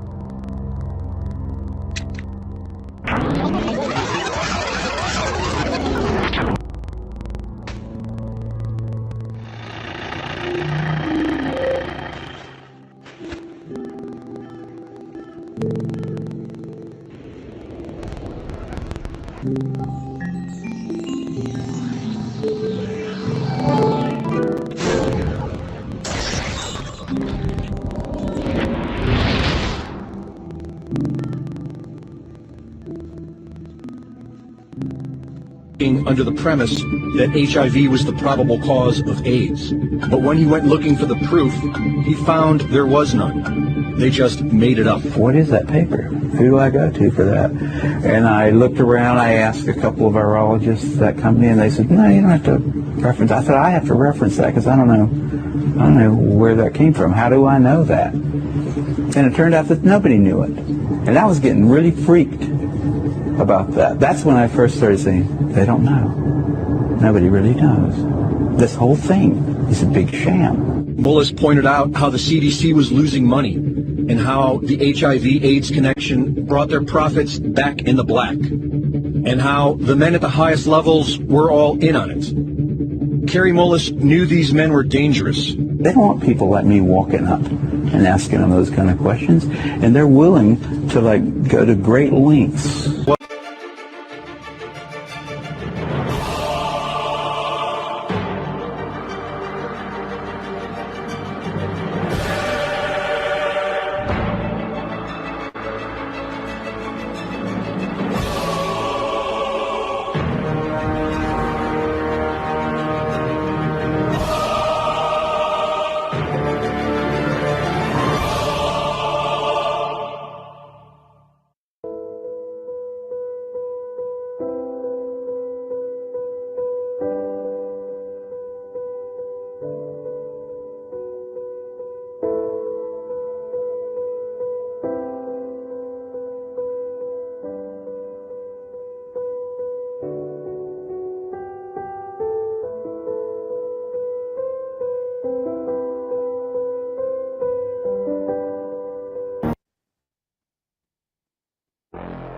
I'm going to focus my remarks today on the elephant in the room that nobody likes to talk about, that the vaccines kill more people than they save.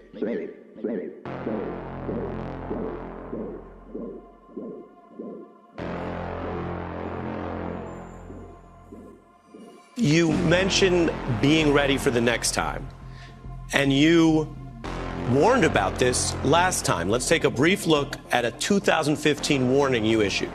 If anything kills over 10 million people in the next few decades, it's most likely to be a highly infectious virus. If we start now, we can be ready for the next epidemic. We can be ready for the next epidemic.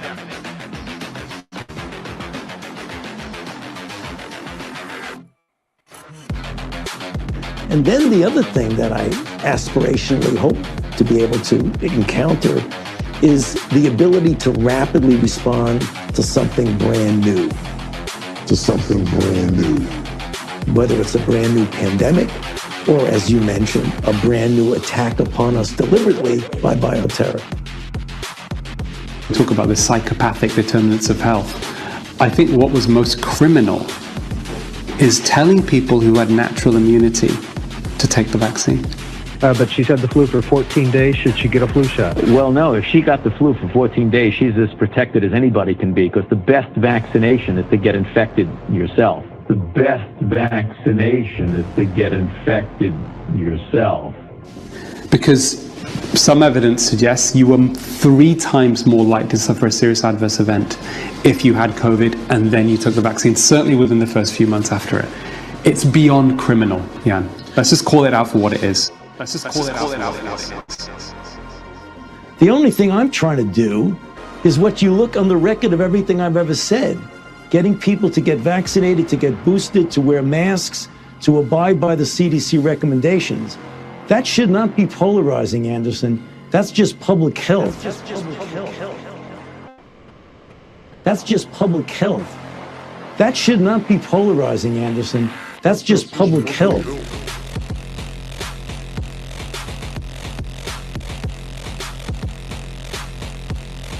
That's just public health. The FDA, the CDC, the NIH said that these vaccines were safe and effective. And when I started seeing my friends die and be injured, and I started looking at the data, there was no question that this vaccine is the most dangerous vaccine ever created by man. Ever created by man. This vaccine is the most dangerous vaccine ever created by man. Even if the vaccines had 100% protection, it still means we kill 2 people to save 1 life.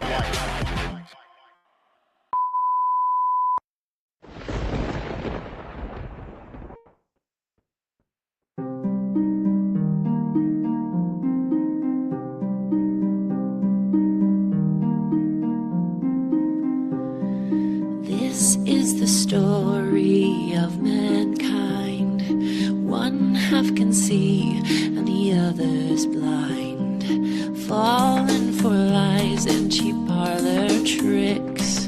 Lost in the half show, got their fix. But no one can tell you what you can put into your body. No one can control you, you have your God-given sovereignty. You can use your voice in the waiting room. Echo, there's a choice for me and you. Rise up, be the resistance. You don't have to do what they tell you to. Rise up, be the resistance. Your conscious soul and you're in control of you. We create our reality. We can shape our history. We are sovereign, the right to choose. Don't you ever forget, they can't have you. You are free.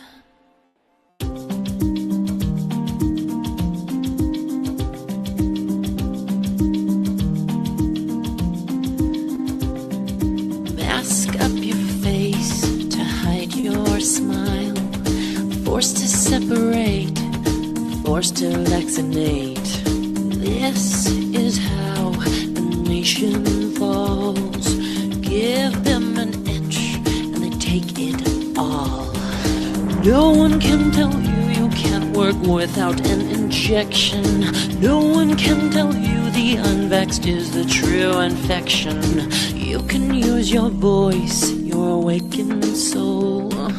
Don't be bullied, take back control. Rise up, be the resistance. You don't have to do what they tell you to.